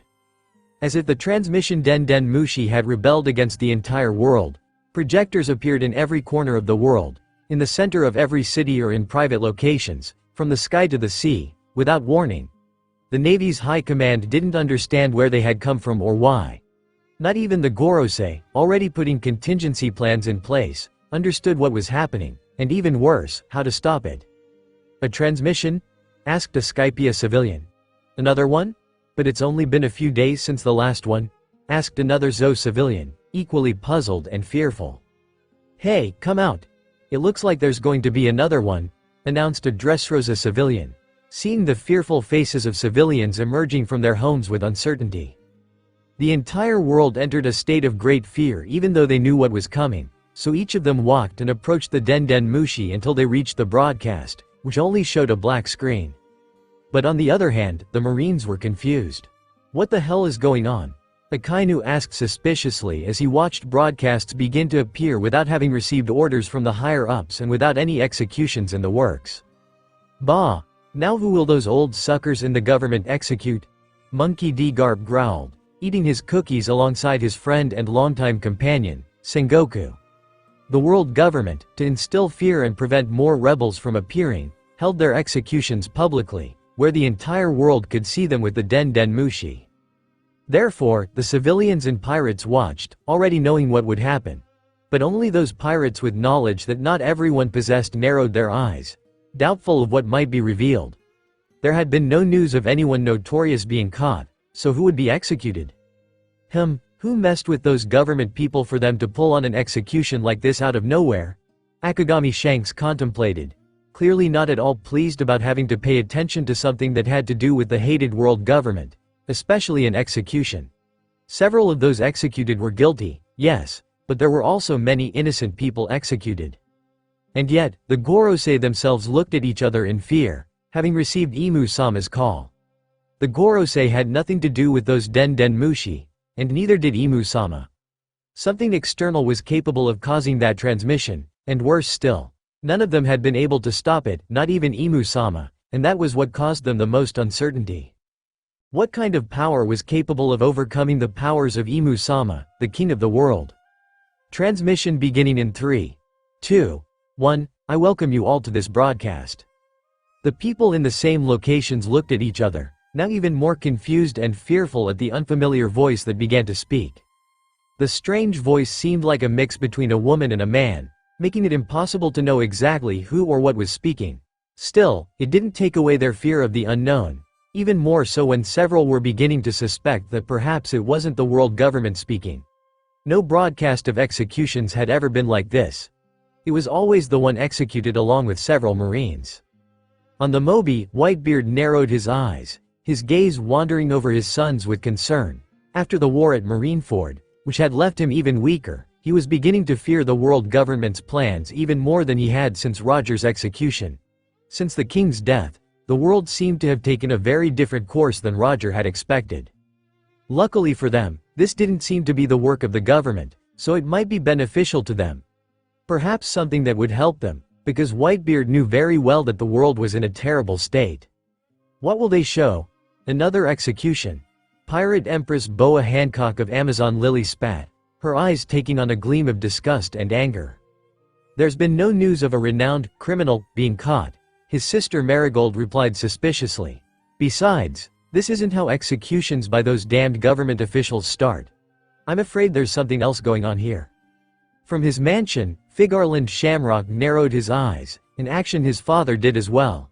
As part of the God's Knight's order, they would know better than anyone if there had been an execution by the orders of the Gorosei or Inu-sama, but this clearly didn't seem to be the case. The two Figarland's thoughts toward Inu-sama had been twisted in a way that would surely lead to their deaths if anyone knew, and although they admitted to being less than happy with Inu-sama's way of ruling, they wouldn't do anything either. The king of the world was too powerful for them to even think they would be able to stand up to him. I wonder who dares to challenge the king of the world, Shamrock said. I know you all must be confused by what's happening and who I am, but I'm not here to engage in conversation, and my identity isn't important to you. I'm simply here to show you the future that should have been, but is now beyond your reach. Kizaru tilted his head as he heard a certain tone of mockery emanate from the being as it spoke that last sentence. Was it mocking them? And what future was it talking about? What future has been stolen from them? A better one? Kizaru thought that seemed to be the case, given the way the being said those words. But how? How is that future so far beyond their reach now? And if it was impossible to have, why was the being showing it to them then? Kizaru narrowed his eyes, suspicious and furious that an unknown being was mocking the pain of thousands of people, clearly punishing them for some reason. Kizaru gritted his teeth and felt like it shouldn't have played with them, but first, he had to see what that future, now beyond their reach, was like. What if it was a future even worse than the one they were experiencing? But what if it was better? How?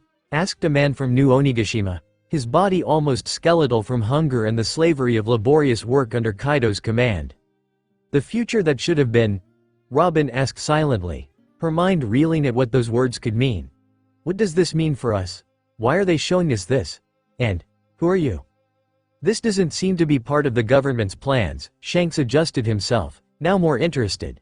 Who had been able to outwit the government and make a broadcast of such magnitude, capable of showing a future that doesn't exist? Could that future be about the words of his former captain? Had the person he'd spoken about appeared in that future that should have been? Show the future? Could it be a devil fruit? A pirate asked his crew, all equally confused. Many didn't know if what they were seeing was real or a government hoax intended to punish them. The fear of doing something wrong that would lead to slavery or a horrible fate caused many to remain silent, without asking questions. If it was a government plan, they hoped their silence would save them from some kind of punishment. In this world, in its past, present, and future, The long-awaited ruler was never born, nor will he be born here, and now the world has fallen into chaos. But that's no longer entertaining. So I'll show you a glimpse of the future of another world with him present. A future of how things would have happened in this world if he had been born. Please react well so we can be entertained. The screen, which had been black, suddenly showed the white-fanged grin of an unknown being. It was a grim and cruel smile. Clearly, this was just entertainment for that being at the expense of the suffering of an entire world. Ruler, Whitebeard muttered. Is he who Roger had expected? Does he really exist in that world? But why not in this one? The captain pursed his lips in fury. He didn't want to believe that the ruler simply wasn't born here and would never be born. He wanted to believe he would appear at any moment, yet no liberator had arrived, and the world was under the yoke of the world government. There were more and more slaves and deaths, and no one had claimed the empty throne. But he wanted to believe in the truth Roger had told him, and that this liberating soul would return to finish what he had started hundreds of years ago. And now they were telling him he would never be born here. They were telling him this world was practically doomed while another enjoyed that being. No, Whitebeard didn't want to and couldn't accept it because it simply wasn't fair. Why this world? What was the difference? Why should they suffer? In Zou, 14-year-old Kazuki Momonosuke, in the body of a man over 20, watched the broadcast with a coldness and calmness unusual for a child his age, even if he was physically a full-grown man. Momonosuke was more focused on the words of the being on the screen. He himself had been waiting for that person, the one who would liberate Wano, the one his father had prophesied. And now they were telling him that he simply hadn't been born and that another world enjoyed his presence while his own died. Were they really telling him that he would never be born, therefore his country would never be liberated? Momonosuke narrowed his eyes as he clenched his fists, furious at the implication that they were indeed doomed from the start to be nothing more than slaves fighting ghosts. That couldn't be true. Why were they being punished? They needed a savior. They had done everything possible to free themselves, but each time they had been defeated. Beside him, his fury was visible to the Akazaya, who understood their young leader's anger all too well. They were growing older and still unable to defeat Kaido. And day by day, hope was fading away. Wow, a ruler, huh? Kizaru grinned, his fake smile ignored by his fellow admirals and Fleet Admiral Akainu. It was clear that despite his smile, the admiral was furious. As Marines, and especially as admirals, they knew a few secrets that others didn't. They understood very well that Roger was wanted not for having been a pirate per se, but for the secrets he discovered on his travels until he reached the last island. So they wondered if that ruler had something to do with Roger and the many mysteries he solved on his journey. How annoying that they are clearly making fun of us, 𝗕𝗂𝘁𝗁𝗁 commented from his home in his typical indifferent voice, although his eyes shone with something that wasn't indifference. But Dragon focused on his last words. That being had spoken in the plural. There were more people behind this. Who were they? What did they want? Were they really doing this just for cruel entertainment at the expense of the suffering and hopes of a desperate world? Why were they giving them this drop of hope when they knew full well that this ruler wouldn't be born here? Was it also part of the entertainment, giving hope and a bit of light only to have it be destroyed before their eyes? The fearful civilians from the different islands looked at each other, fearful and confused, but with a strange feeling within themselves. Was it hope, or just excitement? Why were their bodies trembling in anticipation, as if their souls knew something they didn't? But from his throne, Imu narrowed his red eyes, feeling both curiosity and fury. For the secretive monarch of the world was clearly his playground, and he moved every grain of sand as he pleased. Nothing and no one was a contender for his throne, much less a threat to his plans. Even the D-clan ceased to be a nuisance. However, that didn't stop him from being curious about who this ruler was. Imu clenched his fists. Only one person came to mind when faced with that title. A person he hated. Was it really Joy Boy? No, it couldn't be him. That cursed fruit hasn't appeared in 800 years, and it can't appear now that the world is completely under his yoke. No pirate was a threat, not even the Yonkou. Besides, he wouldn't be born. The being said that that ruler wouldn't be born, and no matter how much hope the insects he ruled over gained from seeing that cursed future, no one would be able to defeat him. He was invincible. Imu smiled. He didn't have to worry, after all. His world was in the palm of his hand. It wasn't his problem what the other emu was suffering. That only showed him that he was indeed superior, even against his counterpart from another world. Everything was fine. However, although the butterfly effect hit this world and prevented the birth of Monkey D. Luffy, that same effect would now hit this world in the way of them watching the future of another world where Luffy was born. And this fluttering of wings would bring consequences that neither those beings, nor Emu, could have seen coming. After the message, the fear felt by many around the world did not disappear. It increased. People already lived in fear thanks to having to live under the total control of the government and the nobles. Now they were being told that beings were watching them. They were not like the so-called gods, the celestial dragons. No, these were different beings. Perhaps they were the true gods. And if that was true, what did it mean for them? Was Nika real too? Those non-believers began, for the first time, to truly believe that Nika was real, that dreams of liberation could come true and not just a fairy tale for those who refused to accept the cruel reality. The pirates were not so surprised if gods existed, as most of them believed that the sea was a deity they should respect in order to sail on its seas. The sea was older than all of them. It knew the secrets of the world and of all who passed through its waves. They owed respect to such a natural storm. Emu didn't have that same doubt. He knew this strange being must be a god, because he knew gods existed. That damned sun god was proof of that. A god who came down to the land of mortals and was born as an avatar in Joy Boy.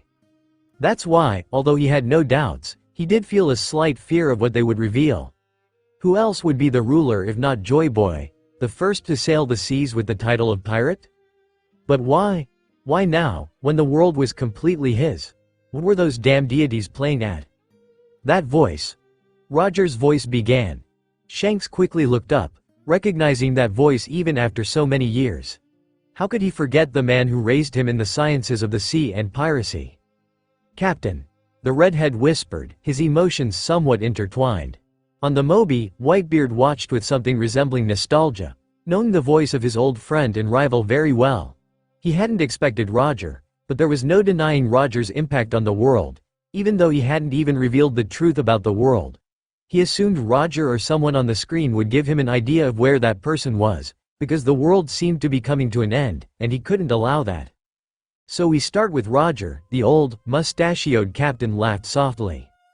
Portgas d'Ace grimaced from his place on the Moby, not at all happy that they had to start with that man. However, he understood very well that Roger had not only discovered many things on his journey, but that he was an important figure who drove the age of pirates forward. Elsewhere, with a glass in his hand, Rayleigh, for the first time in years, felt his shoulders relax slightly at the sight of his former captain and brother. "Oh, brother, if only you could see this," Rayleigh commented sadly, wondering if they had made a mistake by not revealing the truth to the world now that it had taken such a terrible turn. Civilians and pirates around the world who didn't recognize or remember the voice of the former pirate king were confused about who he was talking about, having immediately expected the image of that ruler who had changed the course of that other world. Gold D. Roger, he who started it all, Emu spat out. While Roger wasn't Joy Boy at all, he had still launched the world into another great pirate age that threatened his plans, or so he had thought. In the end, no one rebelled. Nika didn't show up, and neither did his old enemy. The revolutionaries were slowly ceasing to be a threat. Now they were more than just a nuisance. "Roger!" Monkey D. Garp shouted, then burst into laughter. It had been years since he'd heard the voice of his friend and rival. He'd never realized how much he'd truly missed him. Buggy's teary eyes didn't shed tears when he heard his former captain's voice, but other survivors of Roger's crew did let theirs fall like waterfalls. "Voice!" exclaimed a surprised Kazuki Oden. Out of nowhere, Whitebeard began to laugh, perhaps to hide the pain of seeing two men he had once held in immense affection, or perhaps to try to forget the feeling of having failed Oden after letting Kaido destroy the country the swordsman had loved so much. Beside him, Marco just smiled, his mind bringing back old memories of that powerful but good swordsman with big dreams.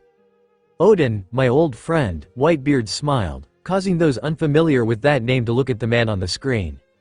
Ace smiled. "So he's the famous Kazuki Oden, my predecessor." "Oden-sama." The Akazaya cried out in surprise as they saw the image of their living, smiling daimyo. Despite all these years, A part of them maintained faith in him and his words, even when everything seemed to go against them. In other times, they would have wept at the sight of that great man, and yet, they watched in surprise and joy, but with dry eyes after shedding so many tears. Father. Momonosuke bowed his head in respect, feeling sad and furious at the sight of his father. He felt sad seeing him so alive on that broadcast, but he was so frustrated at not being able to fulfill the mission left by his father. He wished he could be powerful enough to kill Kaido and all his allies and finally liberate his country. But Momonosuke was weak and had no allies other than the Akazaya. But one day Kaido would die on his knees, his body shattered and Momonosuke smiling over him, victorious.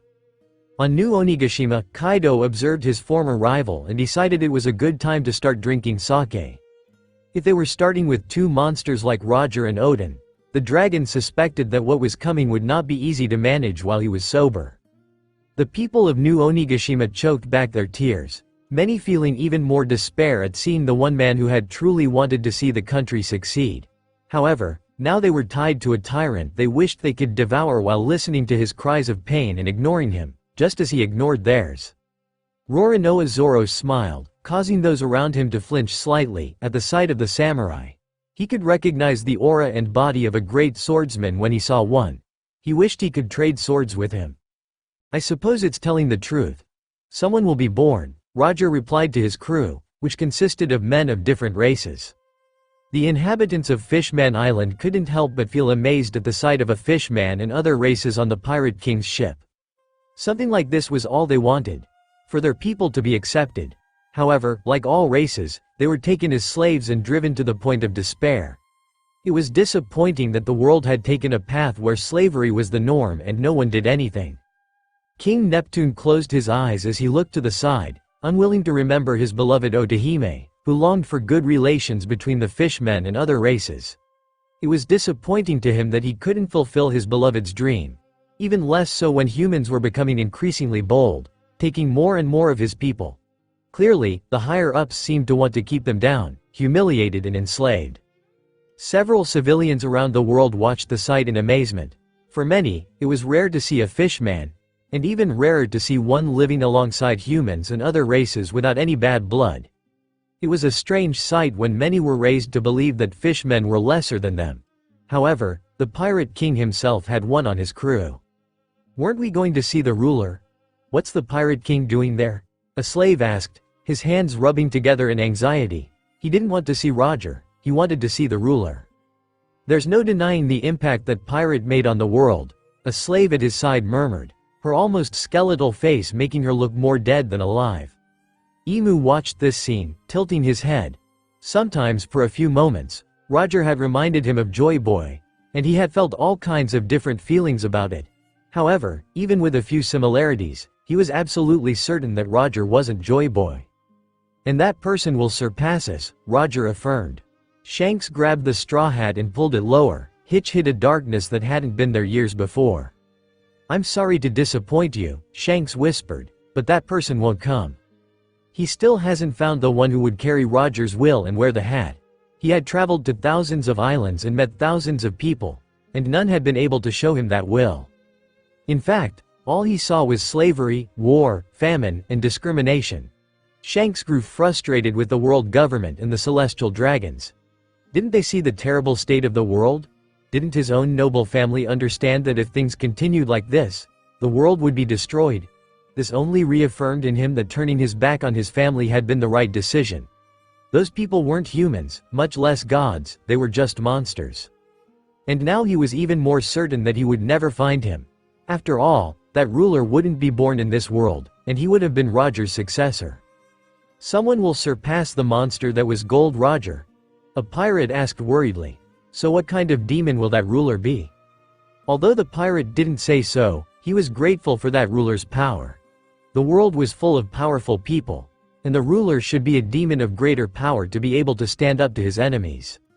I'd like to see that ruler, a pirate captain laughed excitedly, his cheeks flushed from the alcohol. Garp didn't let his smile fall, but he wondered what kind of monster could surpass Roger. Roger, even without a devil fruit, had been immensely powerful with just his physical strength and incredible hockey. That anyone could surpass that was something difficult to imagine. Roger is seen giving his straw hat to a young Shanks. 𝗕𝗂𝘁𝗁𝗲 raised an eyebrow, not at all impressed by the image of his younger brother. "Oh," his father said, looking at the image with mild interest. While the 𝗕𝗂𝘁𝗁𝗲s knew a little about what had happened to Shanks and how famous his name had become, they also didn't know the innermost details of him, who renounced his noble family and decided to become a pirate. That day, when they had invited him, Shanks didn't hesitate long before rejecting them, looking at them as if they were trash, before leaving without looking back once. In the past, Shamrock and the entire family had criticized him, calling him S. They had decided to let Shanks remain with the filth of the world, like a disgusting traitor who didn't know what was best for him. To them, Shanks was an idiot who sought the foolish idea of freedom at sea like a stupid pirate. However, many years have passed since that day, and they themselves have seen how the world has taken such drastic changes that even they hadn't expected. The 𝗕𝗂𝘁𝗁𝗲 itself had become a prison for the nobles, even more so for those who dared to even breathe differently, for those who began to have the same thoughts as the late Don Quixote Mjosgard. Fortunately for the 𝗕𝗂𝘁𝗁𝗲, most of the celestial dragons were idiots and useless, happy to have their slaves without seeing beyond the horizon. However, the Don Quixote who had turned their backs on their own, and now the 𝗕𝗂𝘁𝗁𝗲 themselves were beginning to tread on forbidden ground with their thoughts of freeing themselves from the bonds that imprisoned them. Those nobles with common sense could see that if the government remained the same, a rebellion would erupt and deplete all resources, leading the world to a possible mass extinction. "It's Akagami Shanks," one of the rookie pirates shouted in admiration at the sight of a Yonkou. Even if he was just a child, he sailed with the king. Such a revelation caused murmurs around the world, many becoming more fearful and cautious of Shanks.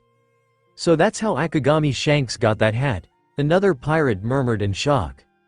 "Put it on the front page. Akagami Shanks sailed alongside the pirate king himself and inherited his hat. Put it up. Put it up. Get it out as soon as possible," Morgans shouted excitedly, swaying from side to side at such news. Rayleigh's lips moved slightly into a smile. Shanks was Roger's successor, not to the throne, but certainly in personality and ideals. That's why Roger left his hat to him, because he knew Shanks would have known who the true successor to the Pirate King was, passing it down as if it were an inherited crown. On the Red Force, Shanks watched the scene with a smile.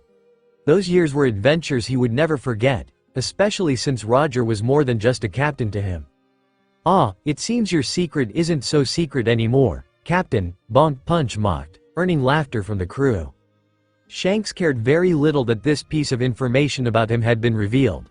Now he was strong enough to protect himself if someone truly dared to come after him. "We've come too early," lamented the Pirate King. "So we're too early too?" Whitebeard commented coldly, because that great future and that great truth were still a secret. Did the world have to wait any longer? How much longer before the world is destroyed more than it already was? How much more could the people endure? Emu wondered what had happened on that island for Roger to say that. Did it have to do with Joy Boy's return? Perhaps they had encountered something related to that man. But then, if so, what did he find? Joy Boy? A legacy from him? A secret that the former pirate of the Void Century never revealed? Emu cursed the fact that Joy Boy, even after his death, had so many tricks up his sleeve. On the other hand, although a few knew what Roger was talking about, the vast majority were completely confused. The sheep had no idea what was going on, puzzled by the words of a man who changed the entire world. "Why does he say that? What's he waiting for?" asked an impelled-down prisoner. "Yeah, how come he's late when he's the one who shook the whole world?" asked the prisoner next to him. "I'm starting to think there's more to this than that," another prisoner commented, creating a foreboding silence. What would become of them if the Pirate King himself arrived early? "The One Piece, huh? I wonder who will find it. I've been wondering that very same thing for the past few years." Rayleigh sighed with disgust, feeling disappointed that no one has been able to arrive and finish the mission Roger started. It seems the seas don't forge pirates like they used to. However, Rayleigh's eyes shone with a dark curiosity as he remembered that they would reveal the person his former friend had been waiting for. Once he saw him, it was only a matter of time before he had him in his hands. Never mind the fact that he didn't exist, he would be found. The one who would change the world, and who would bring laughter and liberation. "I'll find it," shouted a pirate, gaining further inspiration. "That treasure is mine," affirmed another pirate, smiling as he raised his glass of alcohol. "I'll be the new pirate king," toasted another pirate. But after so many years, would the One Piece really be found? Those cries of excitement were filled with both hope and false hope. Many of them simply wanted to turn this world upside down to change its current state. No one was blind to the apocalyptic future that would come if no one rose up with a flag of revolution, a true one, because unfortunately, not even the revolutionaries were a threat to the world government. Roger's big smile appeared. Buggy felt a lump in his throat when he saw his captain smile. A smile he still misses from a man who may have been a devil to the world, but to him, he was his friend, father, and captain. The one who showed him true freedom, what it meant to be a pirate and sail the seas. Roger's surviving allies stared at the image of their former captain, alive and with his signature smile that hid a man of great power, kindness, and cruelty when necessary. Garp bit into a cookie, trying to ignore the feelings of nostalgia and sadness that rose within him at the sight of a man he considered his rival and friend. Emu stared with disgust at that cursed smile, so characteristic of 𝗕𝗂𝗳𝗄𝗰𝗁. That cursed smile that faintly reminded him of that man who centuries ago had refused to take his hand. Then, an image of someone unknown to everyone appeared. A young man with black hair, large onyx eyes, a scar under his left eye, and a familiar straw hat. "Oh, who's that?" Kaido asked curiously.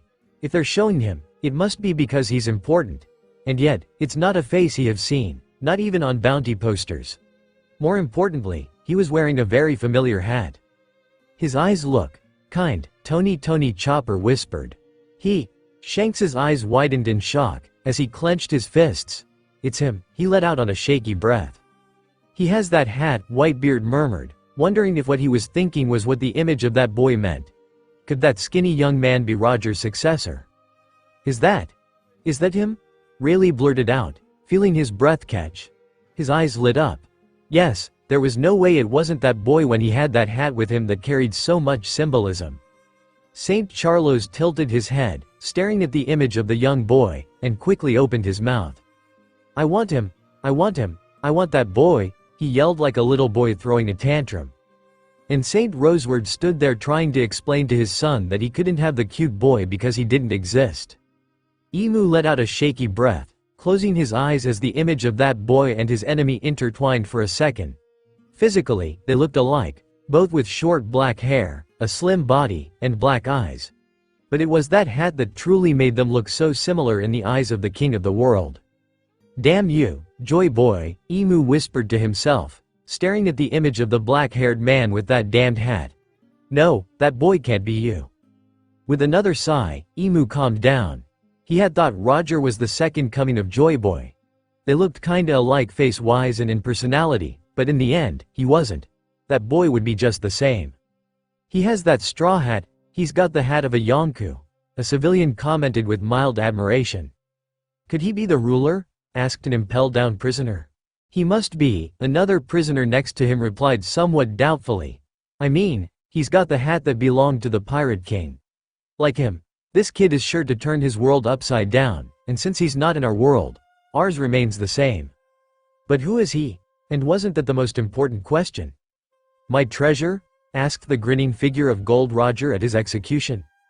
"Oh, it's that day," exclaimed a civilian from Alabasta, somewhat moved to relive that historic day. Around the world, many leaned forward, as if wishing they could enter and stand among that crowd to relive that day that changed the winds and tides. Others felt nauseous, remembering the execution of a friend and captain. And yet, they didn't take their eyes off the broadcast. "If you want it, you can have it. Find it. I left everything the world has to offer there," smiled the Pirate King. "Yeah, Kampai.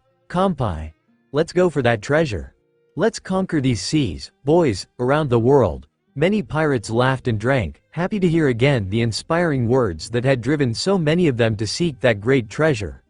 Within them grew the desire to take their ships and set sail to find everything the world has to offer, everything that Gold Roger left them. And for a moment, the wind felt lighter, before the burden of knowing they lived in a chaotic world hit them hard. Emu narrowed his eyes. He wished Roger's death hadn't appeared again. Those words were enough to spark an age of pirates not seen before, perhaps since the days of Joy Boy. The D-Clan, as always, was creating problems for him. The figure of a black-haired kid appeared in front of 𝗕𝗂𝗁𝗁𝗁 himself, who was wearing his familiar straw hat. "That kid again," said Monkey D. Dragon, recognizing the scar previously seen on the dark-haired young man shown earlier. "I wonder how he'll impact the world," Nico Robin commented to herself, curious like the respectable scholar that she is. "Hey, that kid had that hat since he was little," whispered a Zo civilian. "How did he earn it? It's a very historic hat," another wondered. People whispered among themselves, interested in the story of how such a young boy managed to earn that special hat, worn by two great pirates, the Pirate King himself and a Yonkou. Shanks smiled smugly at the sight of that boy, that ruler. It was abundantly clear to him that this young man was Roger's successor, the one his captain had waited so long for. The other him gave him that hat after all, an action he himself hasn't taken yet, even years after Roger's death. "So I know him in that other world." The Yonkou smiled, but his smile wasn't one that screamed innocent happiness. Emu narrowed his crimson eyes, having a very bad feeling about that child. He hoped that child wasn't the aforementioned ruler. And if it really was him, then he hoped that he was simply the Pirate King and had nothing to do with Joy Boy or Nika. "Someday I'll have a crew like yours. I'll find the greatest treasure in the world and become the king of the pirates." "Wah?" was heard collectively around the world. "Bawahahahaha," laughed Monkey D. Garp, earning a dirty look from the retired Sengoku. "What an interesting kid." "That just means more trouble," Sengoku muttered tiredly, seeing the image of that child who had excessive audacity. "He's got guts," Zoro nodded with satisfaction. Shouting out your dreams with such conviction is something he admires, because he would do the same with his goal of becoming the strongest swordsman in the world. The pirates were shocked to see such a young child say such bold words. That kid definitely couldn't be normal. "No wonder Akagami Shanks gave him that hat," Captain Cavendish said. He understood why. It wasn't every day a child claimed he would be the Pirate King, following in the footsteps of a legend like Gold Roger. Emu frowned. No, there couldn't be another Pirate King who could find out the truth and decide, unlike Roger, to tell the whole world. He didn't know exactly what Roger had found, but it had to be something with Joy Boy. And he couldn't allow Joy Boy and Nika to return if he wanted to maintain his totalitarian power, not even just his ideals. Foo. Don Quixote Doflamingo let out a Machiavellian laugh upon seeing that boy. If he had existed in this world, he knew he would have been a terror to the Navy and the government. His words were enough for him to understand that. You must be that ruler, the next Pirate King. Shanks felt a chill run through his entire body upon hearing those words. He would never be able to forget that feeling. Most thought that this ruler was only the second Pirate King, who would indeed change the world with his presence as Roger had. It wasn't their fault for such ignorance. They didn't know the truth about the world and its history. But others knew that this ruler wasn't just a Pirate King, but much more. And although no one could feel or see it, the tides moved, as if they had heard those words too. Shanks's crew can be seen smiling at the boy. "A toast to us and the boy," Shanks shouted with a smile, feeling his heart pound with an excitement and hope he hadn't felt in a long time upon hearing those words. "Kampai," the crew shouted with equal excitement. Finally, they saw the face of the soul their captain had sought for. Shanks sipped his sake, his eyes completely fixed on the image. He had to find the child. He had to talk to him. He had to meet him. There was simply no other option. "They're so good to that child," Nami commented, her gaze somewhat lost in the face of this reality. She hated pirates, but here was one of the strongest crews playing with a child. The image of Shanks can be seen, his eyes wide open with a smile. Shanks wasn't surprised to find the other him surprised or smiling. Those were the words he'd been waiting for, and he'd probably never thought he'd hear them come out of a child Zeus, that another version of himself had been able to hear those words face to face, that he had been able to witness that moment when the winds would change and the tides would stir. Shamrock looked at the image of his younger brother and found it so interesting that their appearances were the same, yet they were so different. Their different upbringings had truly created two entirely different men. If their appearances weren't the same, no one would ever think the much vaunted pirate was the son of a celestial dragon. I'd be surprised too if a child told me that, 𝗕𝗂𝘁𝗁𝗁𝗲𝗿𝗳𝗆 whispered, his face impassive. Yes, I imagine you'd be happy with those words. Rayleigh smiled, for he was happy too. It's not every day someone surprises Akagami Shanks. A pirate laughed in a bar. Oh, so you are planning to surpass us? Shanks asked. Shanks is seen placing his hand on his head. That's how he earned the hat, a civilian commented, somewhat astonished, feeling like he was seeing something private, something almost sacred. That hat has a tremendous legacy. It went from the head of the pirate king to a Yonkou, and now that kid has it, a Marine blurted out, earning affirmations from his fellow Marines. Great things are expected from that kid. Suddenly, the Marines looked at each other. And as if they could read each other's minds, they looked at the boy on the screen and feared. They sensed he would be a big problem. And yet, they wished they had him in their world. Shanks felt his breath catch at the scene. His captain's legacy would be continued. The ruler was found. The world could finally change. Finally, this hell on earth could be dispelled with the arrival of this ruler. Poor Shanks had forgotten that this ruler didn't exist in his world. His world wouldn't change, for it was already doomed. In that case, Shanks' straw hat is placed on the boy's head. I'll leave you this hat. The significance of that straw hat was special among the pirates and the Marines. Everyone understood that it was almost a crown in itself, having been passed down from the pirate king to a Yonkou as powerful as Akagami Shanks. Shanks himself understood this. He knew what he was doing by giving that hat to that bright-eyed boy. Even civilians understood very well the great significance of Shanks's act. Emu said nothing, his face blank. He was a perfect statue, cold, unmoving in the face of the tide and suffering. Nothing about him showed that he was actually cursing his old enemy in his mind, whom he also couldn't get out of his mind. And now, worse than ever, the image of him kept spinning in his head. Unaware of the thoughts of the hidden king of the world, the pirates in different places looked at each other, all with the same thought. And the Marines thought the same. Did Akagami Shanks approve of that child as the next king, as Roger's successor? Was that child the ruler that Bean had spoken of? That hat was a crown in all but name, wasn't it? Shanks's figure is seen bending slightly in front of the boy who was now wearing his hat. Come and bring it back to me one day, when you've become a great pirate, he says as he walks away from the boy to enter his ship. Yeah, he's literally approving of him to be the next pirate king, a pirate commented with a straight face. I won't let that kid get all the glory, I'll go after the One Piece, another pirate shouted, forgetting that they'd never seen that kid before. Garp sighed at the sight of Shanks inspiring a kid to become a pirate. It wasn't a sight he would had previously liked, even though it was better to have Shanks as the inspiration instead of some worse pirate like Blackbeard. However, in these dark times, being a pirate was surely the best thing. They were the few who had some freedom, and where the fewest slaves come from due to that same freedom. Garp laughed. He truly never thought he'd one day think being a pirate was better, but this is how far the world has come. On the island of giants, 𝗕𝗂𝗁𝗁𝗲𝗿𝗆 watched Shanks' actions with a smile. They're growing so fast that now that kid is the one inspiring others to be pirates. Roger would be proud of how much you've grown, Shanks, 𝗕𝗂𝗁 smiled. Who are you? Asked Zoro, tied to a log, shocked to see the black-haired young man stand in front of the bullets. Hey, what am I doing there? Zoro asked, putting down his sake and staring at the image in shock. Perhaps, was he saved by that boy instead of the civilian? Was that the beginning of the deviation, of the change? If that child was truly such an important figure, what was that Zoro doing with him? Zoro had too many questions running through his head, wondering if the slight dizziness he felt was from that or from all the sake he drank. Beside him, several East Blue pirates watched the Zoro on the broadcast with some fear. Roronoa Zoro was known for hunting pirates, but he also hunted anyone who dared to get in his way. And Zoro may have been nothing in other waters, but to those pirates who live in the East Blue, Zoro was a very powerful opponent.